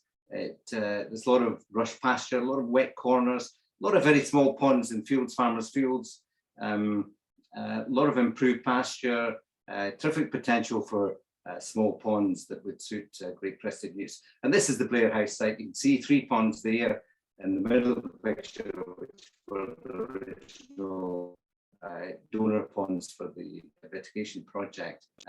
It could be argued that if we look at this in a different way, we could do this differently nowadays. I would like to think we could have kept those, because they're on the periphery of the site, the coaling site, they could be kept in situ. And perhaps with the funds that Scottish Coal had available at that time, they could have bought compensatory land adjacent to it to the north. That's to the top of the picture, and the outcome would be slightly different. But as were the ways at that time, it was easier to translocate and create new mitigation ponds and move the great crested newts. In the end, we were only moved less than a kilometre. So through 50 nights of trapping, pitfall trapping mainly, 105 great crested newts were moved to their new location. This is the original species protection plan, which came into force in 2010. If you look at the figure on the left, you can see the area enclosed in green that would be more or less open casted. That's the main area of the voids. That's a one-way fence allowing great crested newts to move out of the coaling area. The blue line encloses a refuge area that was a vertical fence, and you can see the 3 mitigation ponds there. It was a good plan, and had Scottish Coal continued, then there would have been provision for long-term monitoring. Unfortunately, that was all unfulfilled because of the collapse.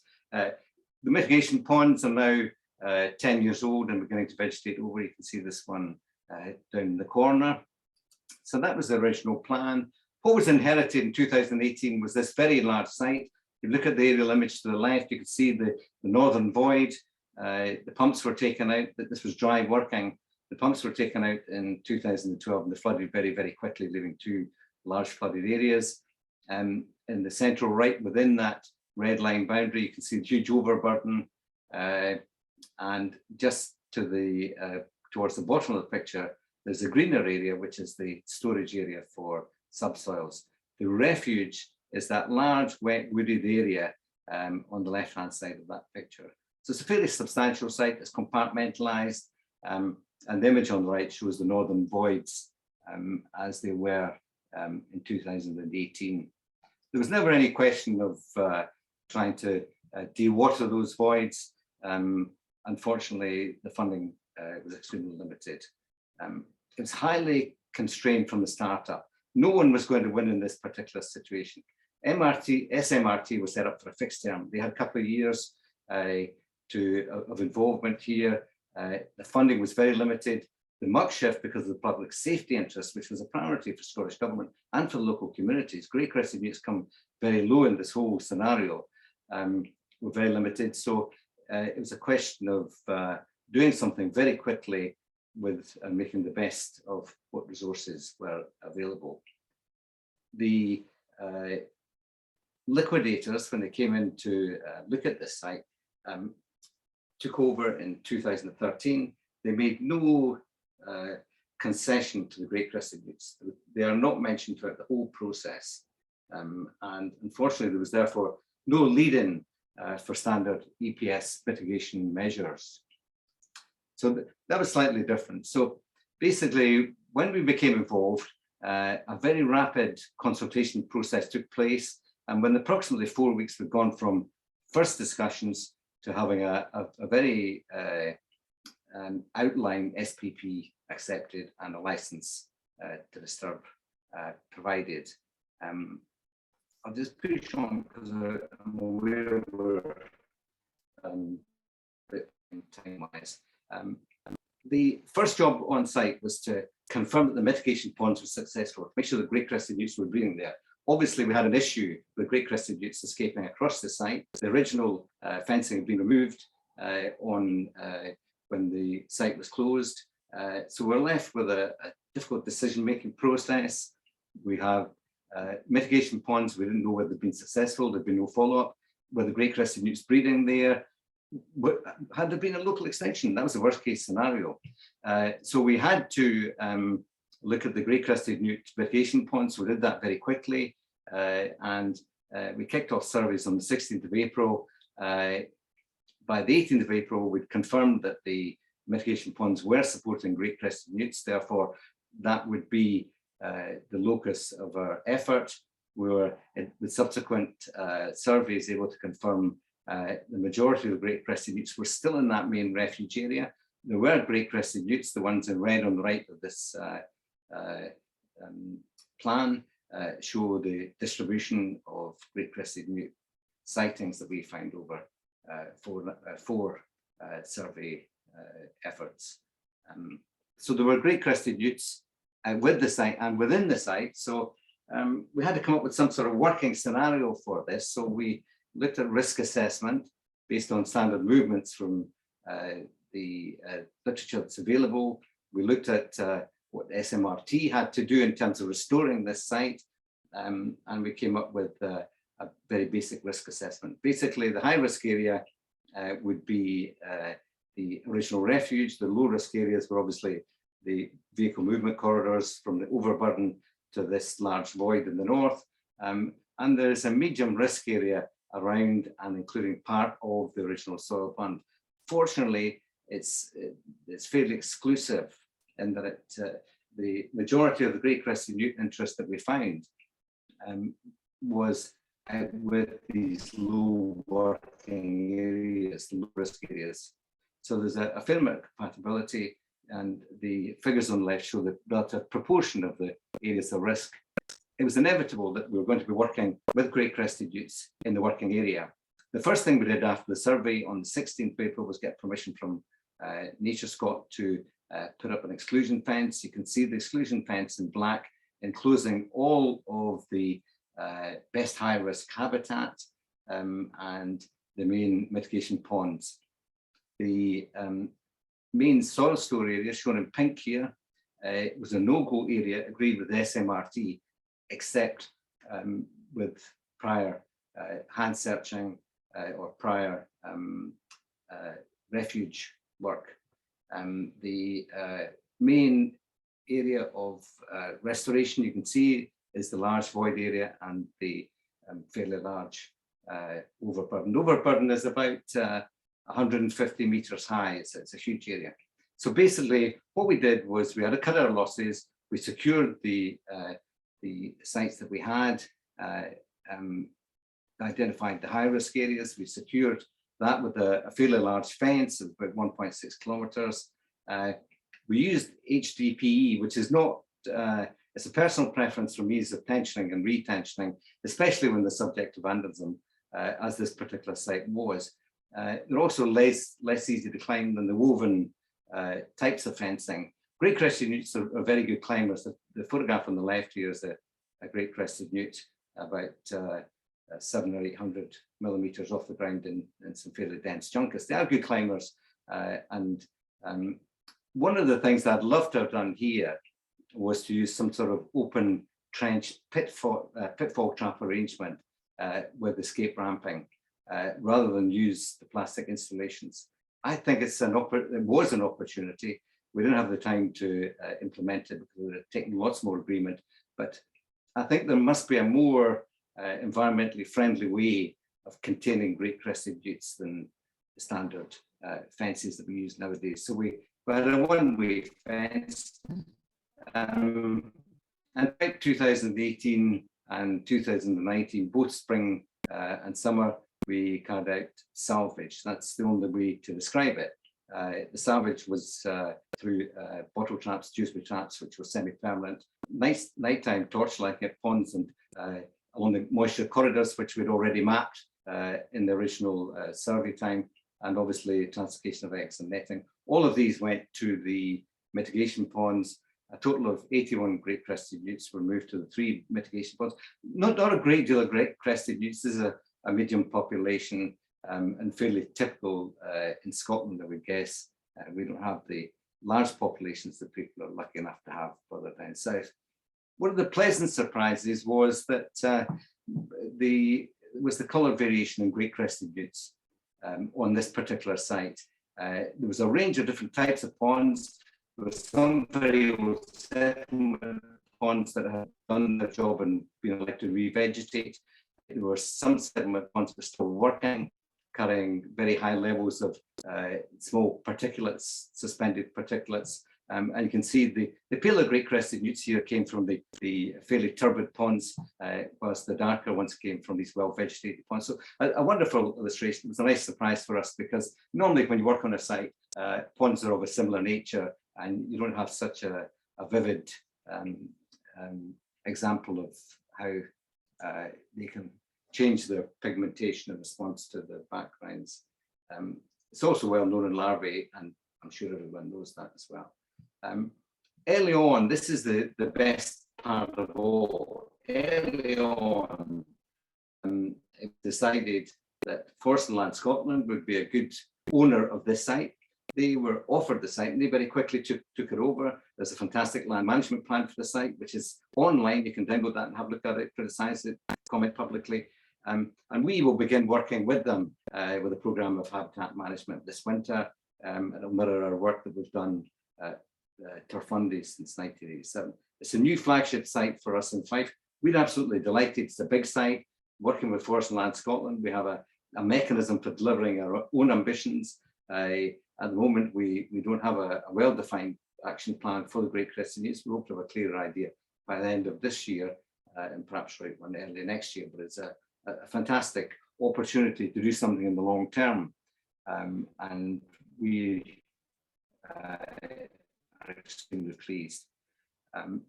This is a broad overview of the long-term planting plan. Forest and Land Scotland plant trees. They do commercially, and you can see how this site's been apportioned. Basically, the existing broadleaf woodlands in yellow will be in long-term rotation for high canopy, particularly oak. Wet woodlands, you can see that are existing in the green hatch, will be extended northwards and around the void, and to some extent over to the east. The pink areas are the conifer plantings, which were mixed conifers, typical plantation, but again, probably on long-term rotation. There's terrific public access to this site, and there'll be some amenity tree planting as well in terms of single trees. So it's a very good plant. We're pleased with it. It's a great starting point, and the planting begins this winter. Blair House is an open cast coal site that's now been managed for its amenity as much as for anything else, and anyone who wishes to go to the site is welcome to do so and have a look at it, and it will be interesting to see how it develops over the years. We are delighted with that, but we as a group are very concerned about great crested newts in Fife, and this is a small bit of negativity, and I've taken a bit of license here bringing this to the group, and I apologise. In Fife, we have only 5 known great crested newt sites. We've had national surveys, we've had our own surveys, which have been pretty extensive over huge parts of Fife. And I've divided the records up into basically using the national Great Crested Newt Survey as the reference datum. Pre-1995 records are shown in red, and the 1995 survey records that were confirmed by Yoni Alexander are in green. You can see the 3 amber records, which are new post-1996 records, and they all came about through impact assessments for EIA.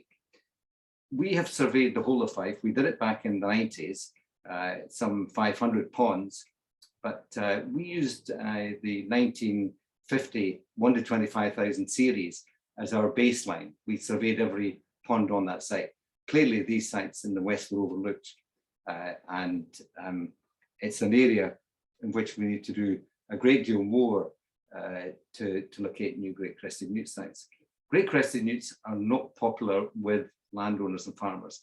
If you ask for access, inevitably you will be denied. They're well aware of the potential constraints of an EPS, and gaining access to private land is very difficult, especially in Fife when it's so intensively farmed. We're concerned about these great crested newts, these 5 sites and any others that have yet to be found, because there has been an extinction in East Fife. We don't have any extant records in East Fife. We know that East Fife is extremely intensively farmed. If you look at the Landsat satellite image here, the blue colour represents ploughed fields. This was taken in the autumn, and these are cultivated fields. You can see there's very little natural habitat. You can see Tensmere Forest up in the north and Lomond Hills down the left. Basically, we have lost our great crested newts. How extensive they were, we'll never know. Where they're common, where they're not. It's fair to assume that they were certainly present throughout some of eastern Fife. So the chances of recolonisation with that intensity of agriculture is very unlikely. We know from the Gillet book, that excellent book, and I've taken this image from it, that they do not move very far. This is a breeding pond. 50% of the radial track movements within 10 metres. The outer radius is around 63 metres. Only 2 radial track great crested newts made it beyond that distance of 65. So they're not going to recolonise. And generally, our populations are too small to colonise naturally. We know from our Pit Meadow work that even when you create ponds in loci in very close proximity, the rate of colonisation is very, very slow. The greatest proportion of our 70 ponds at Pit Meadow are still unoccupied, which is disappointing to us. And there may be other reasons for that. That's why I brought the T word to the conference, translocation. It seems to us that the only opportunity we have to safeguard great crested newts in the future is to look at the potential translocation. Looking at the historical sites, there are sites, for example, in East Fife that were within 3 or 4 miles of Tensmere Forest. We've got massive suitable areas in the Lomond Hills with consistency of land use and sympathetic landowners. We'd love to be considered for a trial. There are serious issues. Some of them have already been covered, I've heard it said. But great crested newts, we fear in Fife, are a vulnerable species. Of our 5 sites, we have 1 that is probably already gone due to an effluent discharge from a sandwich storage tank. A second one is on an unrestored colliery and is currently at risk. We have one in a former hard rock quarry, which has been subject to a landfill application. Therefore, we only have 2 secure sites, one a private site at Dunern, and this particular new site at Blair House Open Cast Coal site. And we're quite optimistic about that. In a slightly wider context, if you look at Tayside, for example, we have the Pitmedden site, which is the only GCN site in Tayside. There are historical sites, but they've been lost from there. Action is needed. And I know it's a very difficult issue to deal with. Translocation is not popular, but for us, we feel that there is an opportunity. And I would hope that I've provoked some discussion regarding the vulnerability of our fight population and what we might do to safeguard it in the future. So thank you for listening. Thanks, David. That was really interesting. It is strange that we have these we've got areas of Scotland where you would expect perhaps there to be great crested newts where there are none. I think the one that stands out to me is always Angus, because there's so many fantastic. I mean, like if you look at the ponds and you look at the habitats and you grade them in any objective way, they come out brilliant. But I've never found a great crested newt there. I don't know anyone who has. No, yeah, I'd agree. Yeah, it's very challenging, and we're concerned that with climate change and with intensification of agriculture, with the scale of change and rapidity of change, that we could lose great crested newt in fight. And I don't think it's unduly pessimistic, but I think we have to make more of a fuss.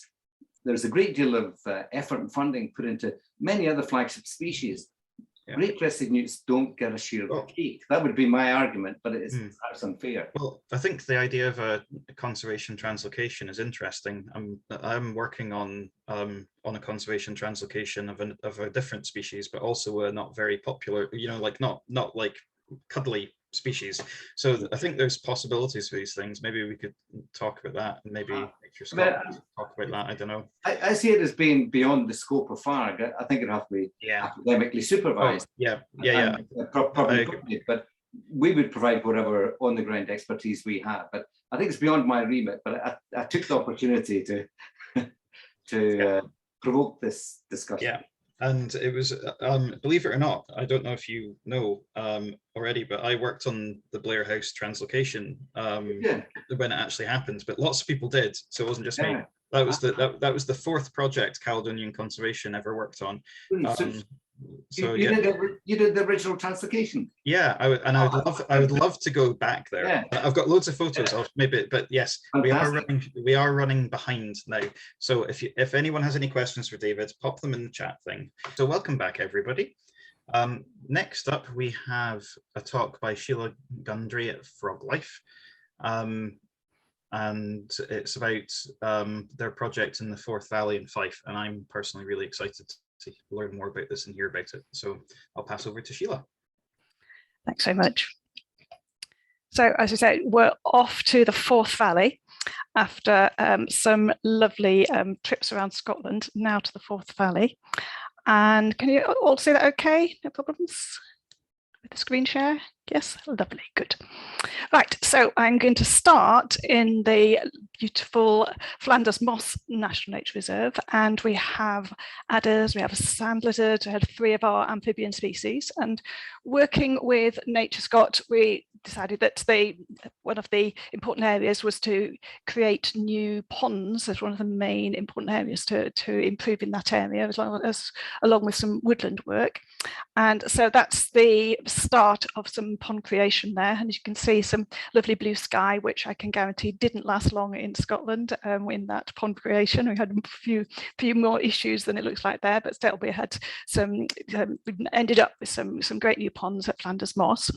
And within this project, quite a lot of the work has been in nature reserves, but we've done quite a lot in parks and sort of places where there's just green space and where you can put in a pond, and then, you know, as they do, these species just arrive. So this is a park near Falkirk, Finley Russell Park, and this is what it looked like before the action. This is quite nice during the action, digging a pond and some of the reality of creating new ponds there. I think that's quite a good one for a caption competition there. What is that person thinking as they're standing in that pond there? And then, of course, the pretty picture afterwards as it's revegetated, and we got a nice new habitat there in that little park. So we've been putting the ponds in there, and then some scrapes nearby. And so overall on that little park, we've got ponds on these little squares here, or where the ponds have gone in. We've got the scrapes going in here down the side, and a series of other habitats with these little crosses there of the other habitats. So within each of the sites we've been working at, we've done a variety of different habitat works. And of course, we've got a mixture of the ponds and also with the terrestrial works, because obviously our species like to spend a lot of time not in the ponds as well. So there's lots of new hibernacula, and this is in a local nature reserve. So in action, creating hibernacula, and this hibernacula now completed, and some happy people there now that that's done. So overall, with this project in the Forth Valley, it's called the Come Forth for Wildlife project. We've now worked at 30 different habitat sites, and within those sites, we've created 66 new ponds, and then there are 11 ponds that have been restored, and then 25 new terrestrial habitats, so of all different sorts in terms of the grassland, the woodland, or actually creating hibernacula, like I showed before, or wildflowers, that sort of thing, basking banks for reptiles and so on. So sort of depending on what the site needed, a variety of different terrestrial habitats. And this is all part of a 4-year project. So we're sort of in the middle of the 4-year project, so it's a bit to go. And it's got substantial funding from the National Lottery Heritage Fund and from Nature's got their Biodiversity Challenge Fund as well to actually be able to do this work and do this habitat work across the Forth Valley. So actually where it is, this area here is Stirling. I don't know if you can quite see that. You've got Clackmannanshire here. The actual Forth estuary is off to the right of the screen there, and then Falkirk down here. And all these little red squares are all the habitats, so the new habitats that have been created in this area over the last couple of years. So all those different red blocks, so you can get a bit of a feel for where the different habitats are. Okay, so as well as getting the digger in and doing actually the sort of big physical works, there's been a lot of work with local people, so involving local volunteers. And so this is in that park I showed, the second park I showed you, and I hope they don't stay as clean as that for much longer. That's a scout group digging the pond there, and various other work with volunteers and some of the different sites around. So some actually creating the pond and helping with the liner, some actually managing the pond, and more hibernacula creation there. That's at the golf course over at Falkirk. And again, some more volunteer sessions with the hibernacula and some wildflower sowing there. So as part of this project, overall, we've got to 60 volunteer sessions that we've run so far. So getting on for 500 volunteers have been involved. And that means we've been able to do quite a bit more than we planned, because we've got a few additional ponds, another 5 ponds created, and we've got 35 additional terrestrial habitats because of the work that the volunteers have done. And it does mean that the volunteers have got the new skills, so they can then go off themselves and create their own ponds or other features themselves. And also it's that connection, that feeling of connection and ownership to the sites for local people. And people have been talking quite a bit about the recording. So we also train volunteers on recording using our Dragon Finder apps, and that's quite an easy one for people who are new to it, because it helps you identify the species as well as to record them as well, and all that data goes off to NBN as well. So this is where the volunteer sessions are. So again, this bit is Stirling, the bit over to the right. Then we've got Clackmannanshire here, and then down at the bottom we've got Falkirk. So you can see the different sites where we've had different volunteer sessions. And we've got loads more volunteer sessions to do. So we've got another couple of years this project, loads more volunteer sessions. So anyone who's keen to do a bit of digging, or anyone who wants to come along and do some volunteer work, or knows a group who might be interested, we're quite open for that. Any of the sites in any of this area, so we're really up for more volunteer sessions. Okay, so with this project so far, it's fairly sort of familiar work for us, because we did our Dragon Finder project across the whole of Scotland for several years, which was another National Lottery funded one, and we did quite a lot of habitat work, and habitat work at a decent scale, and connecting habitats within site and connecting terrestrial and habitats with the freshwater habitat. So that's something that's quite familiar with for us to do. But with this project, what we wanted to do is just see if we could connect more to people and more to neighbourhoods. And that's particularly because we do quite a lot of work with disadvantaged groups. We've got a long-term project in Glasgow working with disadvantaged young people and work with people with dementia, and other places of the country we've done a lot of work with just working particularly with disadvantaged groups and disadvantaged neighbourhoods.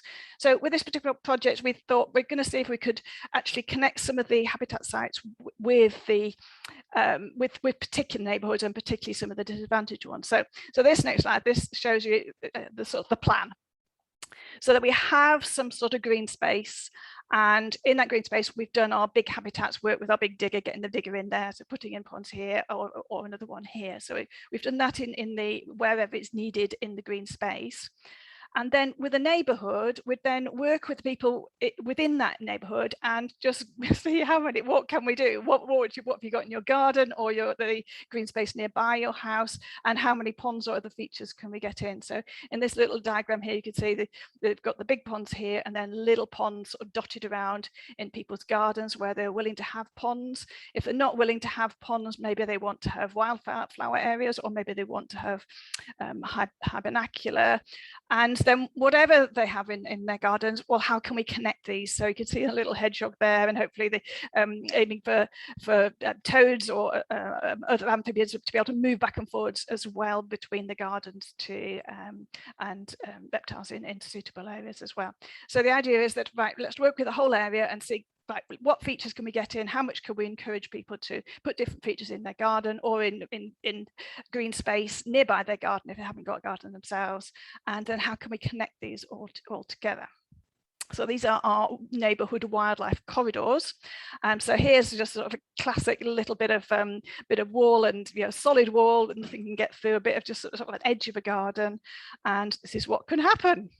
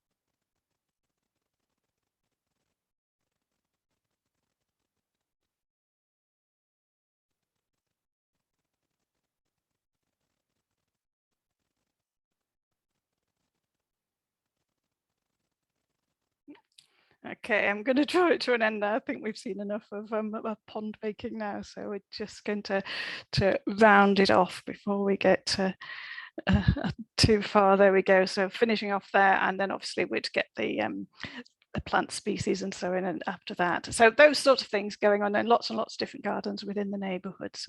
And then we ran a lot of different workshops, so that some of it is just sort of ideas generation. So with the little kits here, just ideas generation of what could you possibly do in your garden or in your allotment or your local green space. And then some actual sort of practical work on it and different ideas for different people. So lots of wildlife gardening workshops. We've run 38 workshops so far, still some more to go. And over 500 people have been involved in those workshops. So different activities and sort of just inspiring people to get on and do some activities in their own gardens. And then I know it's hard to understand people who don't want to jump in the pond and dig, but quite a lot of people actually don't want to get muddy in ponds. So for people who are more interested in sort of craft and arty things, we've been doing a mapestry project. And so we've got 12 map tapestries now created. So different community groups have done those on the local heritage in the Forth Valley. And so it is sort of for people who are interested in the arts and crafts side, but we've got a professional textile artist to help us. So we've run 21 sessions of those so far, and over 600 people have been involved in that as well. And now that's going to go on a great tour of the Forth Valley. So on different community venues, it's going to be wandering around the Forth Valley over the next couple of years.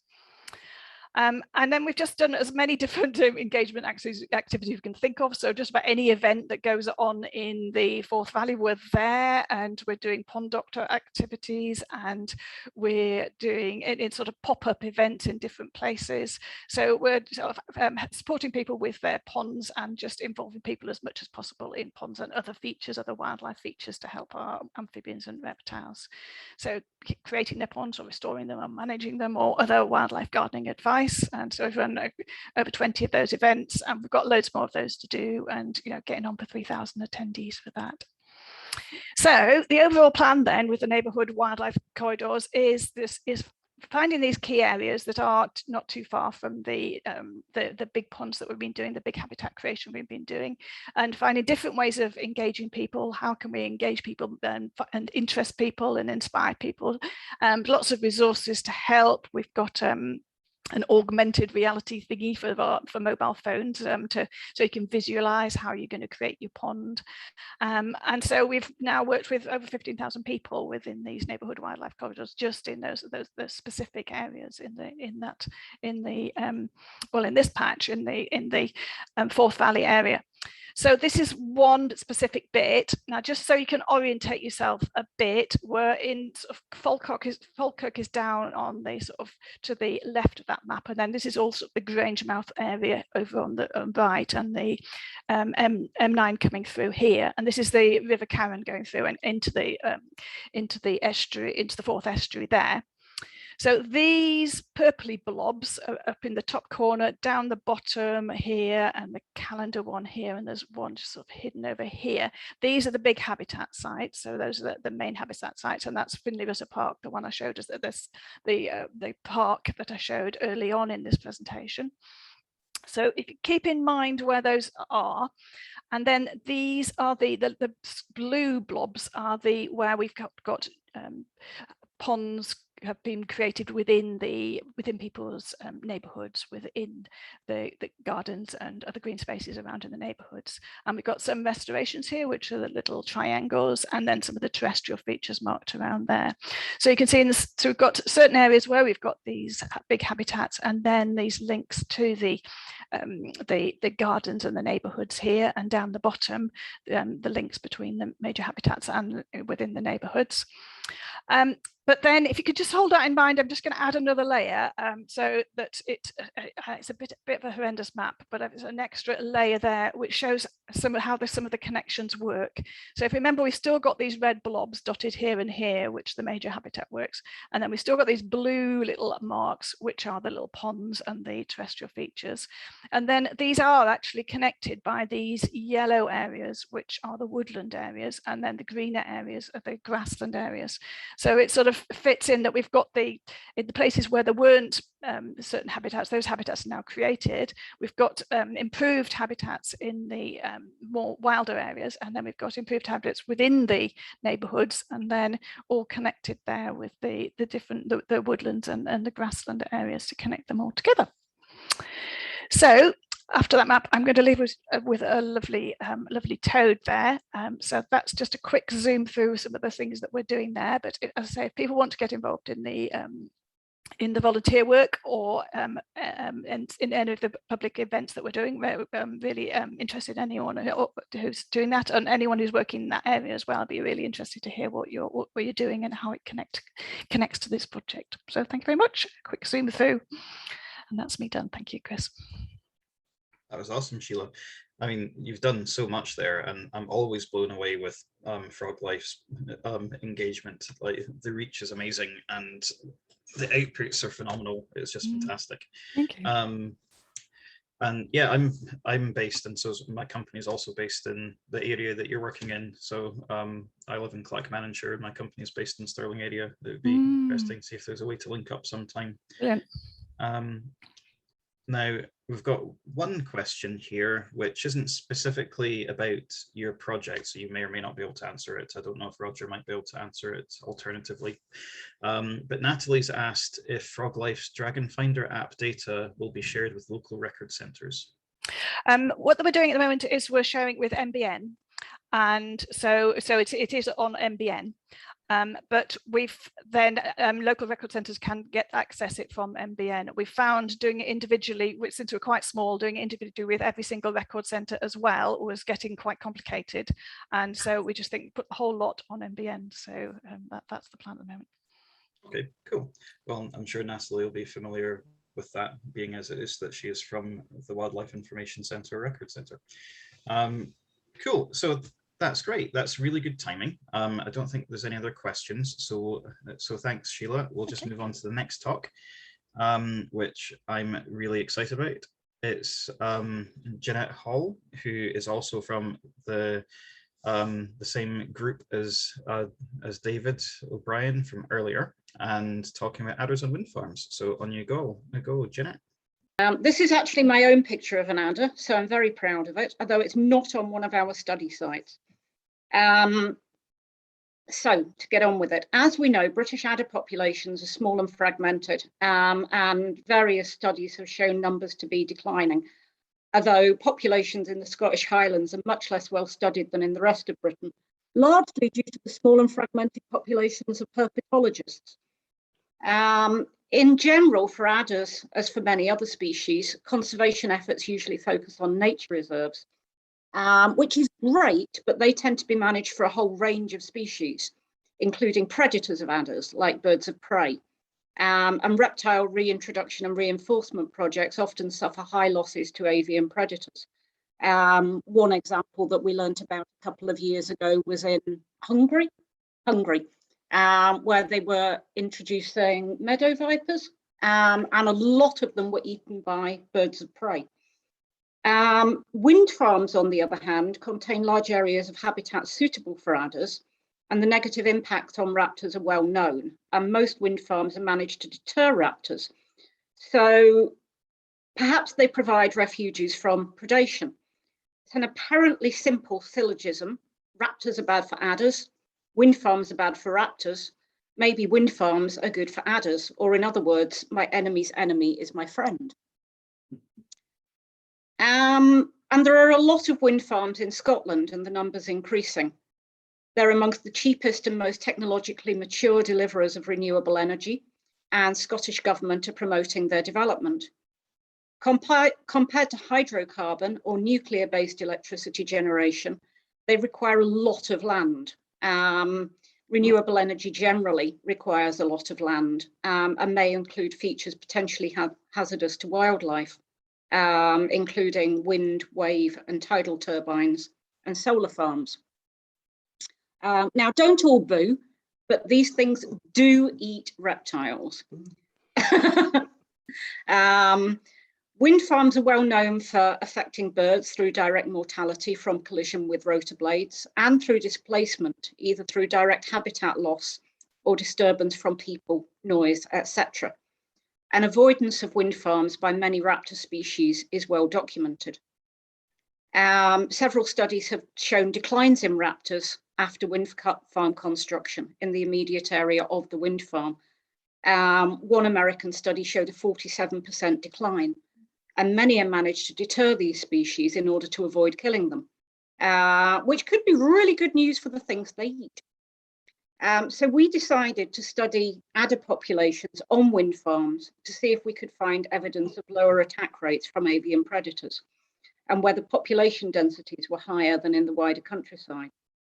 We had anecdotal evidence from surveyors and people who worked on wind farms, suggesting that there were a lot of adders on wind farm sites, but we hoped to find something a bit more scientific. Finding a site wasn't easy. Wind farms tend to be on hills, which have lots of variation in slope aspect, etc., which makes it hard to find a comparable control site. And these factors are really important in this kind of study. We know that hunting raptors tend to follow ridge lines and adders prefer south-facing slopes. So variation in topography between the control and treatment sites would include a lot of bias. One of the things you'll know about the Highlands, not a lot of flat land, but we did find a suitable site up in Caithness, flattest bit of the Highlands, which was flat and homogeneous and surrounded by very similar land that we could use as a control without having to worry about confounding factors in terms of topography. It's pretty uniform blanket bogs dominated by sphagnum and calluna, bog moss and ling heather for any non-botanists, which is a very common habitat in the Highlands, which makes it a useful model area. This is not my picture, but it's a really nice picture of adders, so I thought I'd put it in for you to look at. The other benefit we found was a student who was really keen to do the work for us. Enter Cameron, an MSc student. This is where the project acquired a new name by which it has been known ever since, the Cursed Project, because a lot of things went wrong. We'd initially hoped to do a combination of observational and experimental work looking at populations and flight initiation distances on the wind farm and on the control side. Didn't work that well. One of the problems with working with reptiles in Scotland is the weather. We have a lot of uniform blanket bog. We also have temperate rainforest, but that's not what I'm here to talk about. But basically it rains a lot. And the year we started this project was even wetter than the average. It rained for most of the spring. And Cameron, who lives in Nairn, spent most of his time glued to the weather forecast, hoping for a nice day. Nairn is 3 hours south of the site. So he'd get up early, the weather would be lovely. He'd jump in the car and drive north, and on the way it'd start raining. The site's a long way north, and once you pass the spring equinox, early gets earlier. And this pattern went on for some weeks. And eventually the rain stopped. Hooray! Then a blade blew off one of the turbines. And the wind farm company wouldn't let him on the site after that. Fortunately, he'd also done some experimental work using clay model snakes to assess attack rates. So all was not lost. And this is an example of one of our high-tech model snakes made of clay. It's about the size of a yearling adder, and the colour more or less matches that of a female, at least to our eyesight anyway. We assume it's relatively recognisable to birds, and you'll be able to see that this one has been attacked by a bird of prey. There are bill and talon marks on the head and neck. It doesn't have the typical zigzag markings on the back, so it's not totally realistic. But birds reacted to it as we would expect them to react to an adder. We were also comparing relative attack rates rather than actual numbers. So we felt it was realistic enough.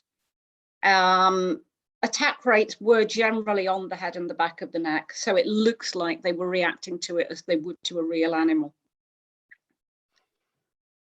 This is a map of our site in the far north of Scotland. Now the thing I found the other day, no, I'm not going to look for it, it's just too risky, but I did find pointers, which was really cool.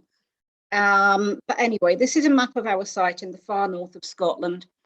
If you can see the purple blobs, they're the places where we put the transects. The site outlined in light purple is the wind farm array, and the site outlined in yellow is the control site.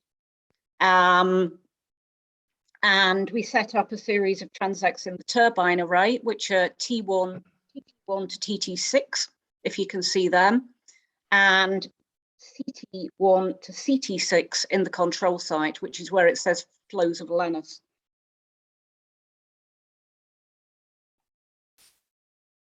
And this is an aerial photo of the same place, just to give you an idea of what it looks like. The pink dots are on the wind farm site and the blue ones on the control site. And you can see that quite a lot of the wind farm site is disturbed, where former exotic plantations. Oh, look, oh, hang on, I found a pointer. Sorry, I'm really excited about this.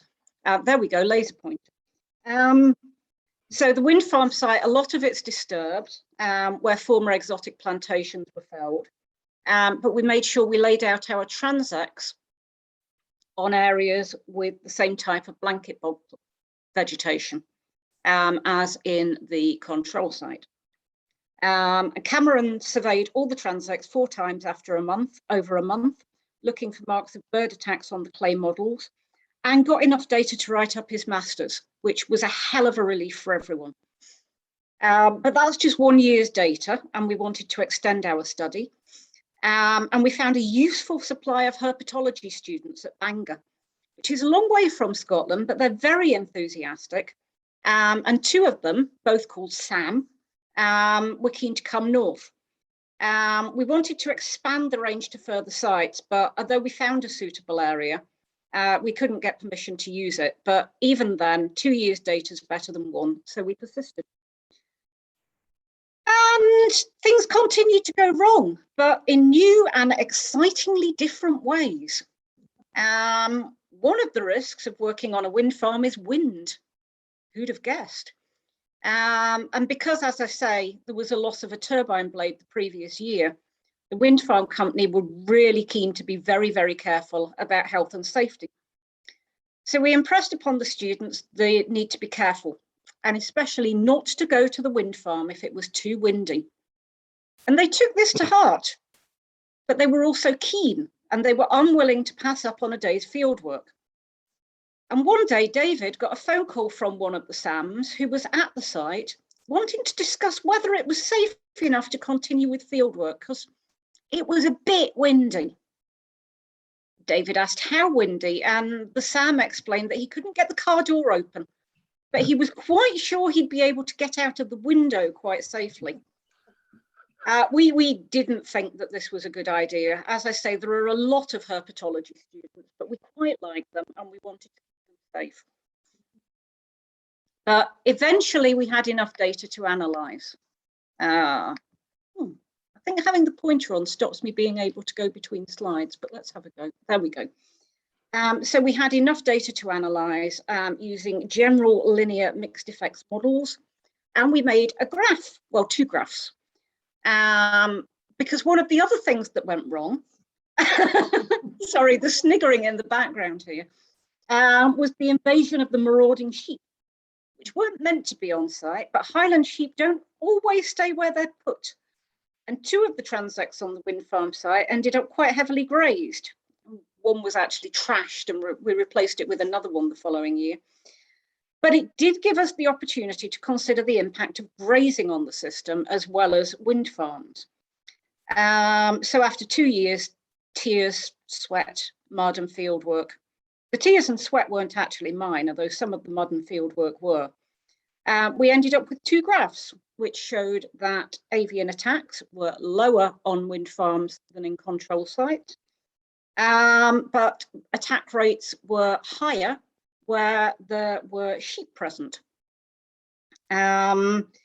which is really useful to know. We did see birds of prey within the turbine array, as well as in the control areas: common buzzard, common kestrel, hen harrier, carrion crow and hooded crow, ravens. They don't seem to hunt within the array, but there were attacks. So we couldn't compare adder populations on the two sites, just attack rates. And it's entirely possible that there are other impacts on behaviour or physiology. It would be useful to look at flight initiation distances as a measure of stress, which is what we'd hoped to do, but a combination of small population sizes and very, very bad weather stopped us.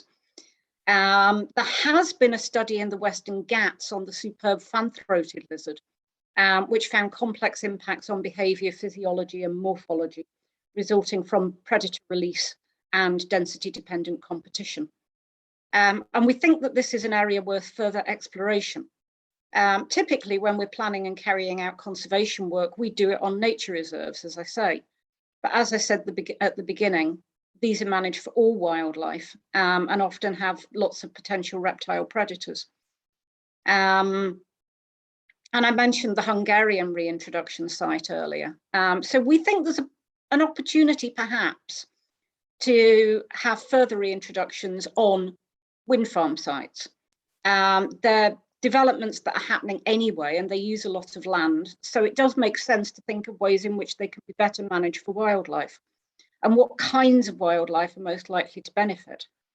Wind farms are not good for aerial species or for those needing woodland or other pristine habitats, but they could be improved for grassland species and heathland species and might be particularly valuable for plants, invertebrates and herbs. And here is a reference to our paper, which was published last year. There's a list of all the authors, many of whom are sitting in the room with me sniggering now. And we'd be very keen to talk to people in other areas who think there might be potential for managing wind farms or other developments for reptiles or other biodiversity. So I will now stop sharing. Yay, that worked. And that's me. That was brilliant. Thank you very much. I don't know. There's a question in the general chat, which is asking why sheep would be associated with an increase in avian predators. Not sure it's that there's an increase in avian predators. I think it's more to do with an increase in visibility of adders. Basically, sheep graze the vegetation. So they reduce the height of the vegetation and the complexity of the vegetation, which means that any adders that are present, or in our case, clay adder models, become more visible. Cool, that makes a lot of sense. Just to make am I audible? Yes. Yes, just make a comment. The White Lee wind farm, which I think is the biggest in Europe, just outside Glasgow, they get awards for their biodiversity improvements and engagement with biodiversity and so on. I don't think there are any adders there. I stand corrected. There are adders.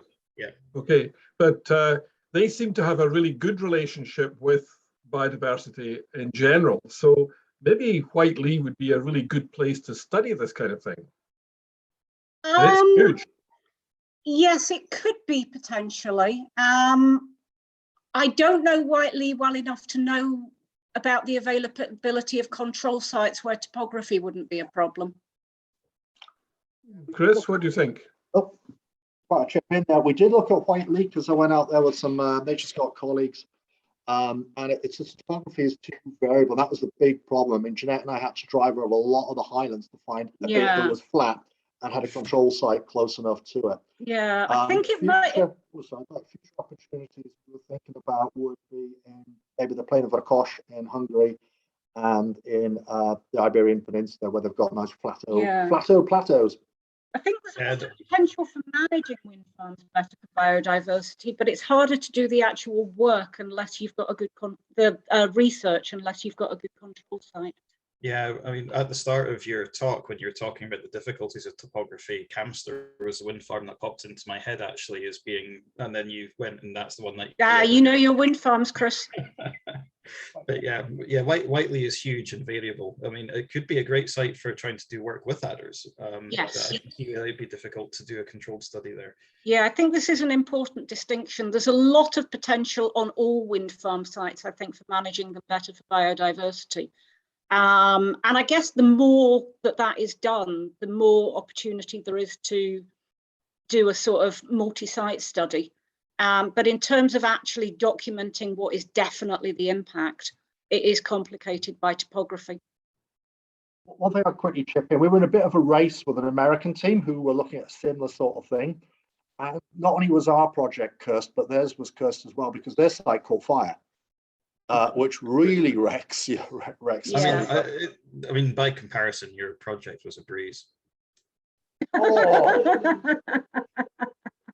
Sorry, Chris, you're nothing but hot air. Anyway, super. If there are any more questions, you can put them in the chat box, and I think we'll move on to the final talk of this session, which is another talk from the Highlands. There's a lot of stuff coming from the Highlands, but then it is like a third of Scotland, so that's fair enough.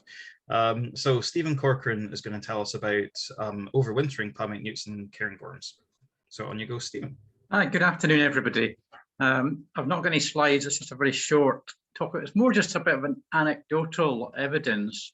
Last year, I undertook some work for British Dragonfly Society, looking at all the northern damselfly ponds in Strathspey and Upper Deeside, and that's sort of looking at the potential management work that was needed on those ponds.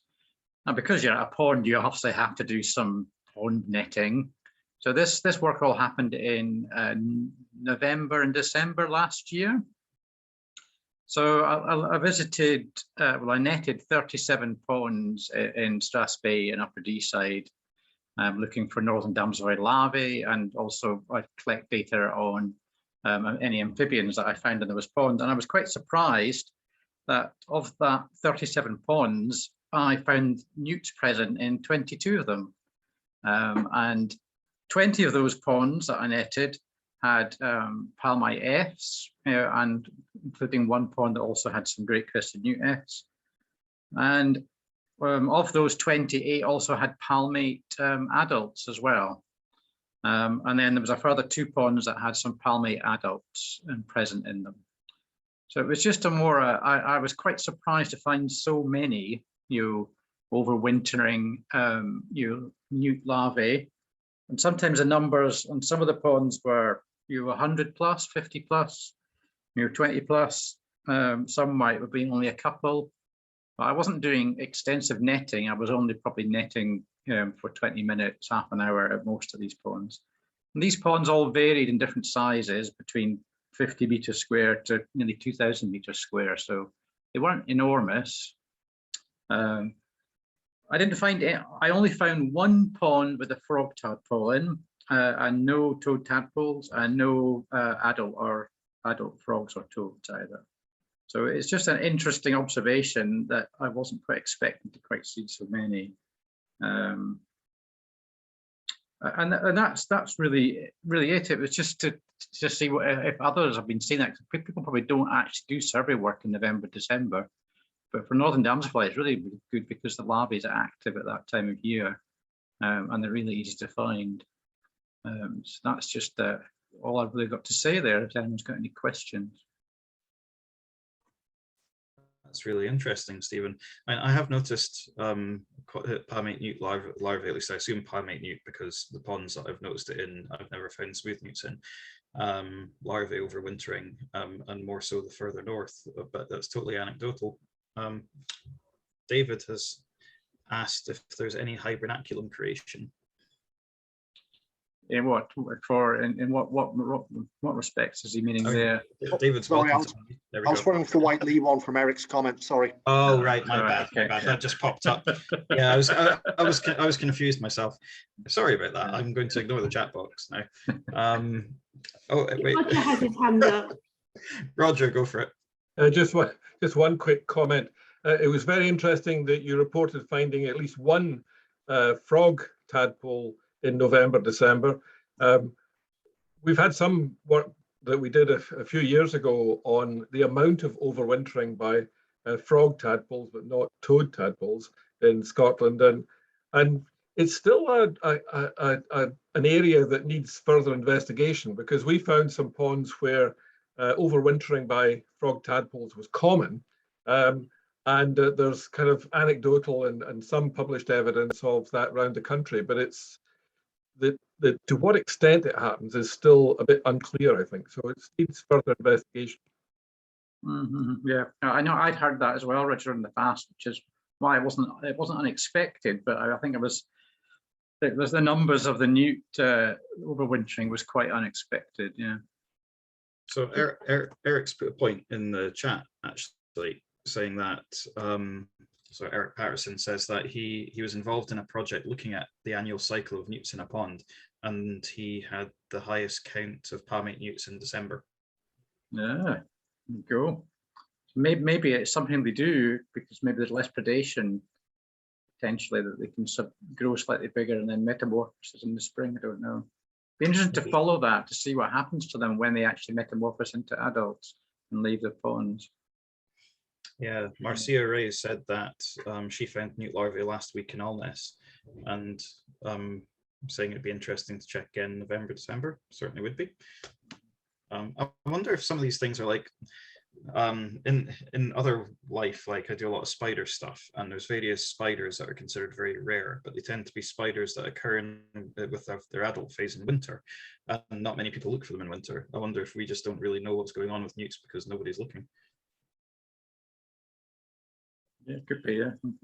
Yeah, because you don't tend to go and look in a partially frozen pond in November, December, because it's bloody cold.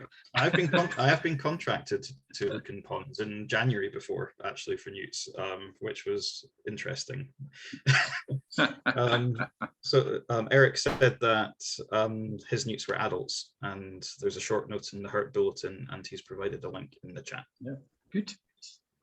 Okay, well, thank you, everybody. Okay, so a big thank you from ARG UK. It's so lovely to see everybody and hear what's going on. I'm feeling really inspired now, and I will be in touch about the others. Thank you. All right then, go Ghostbustering, Chris. Thank you, bye.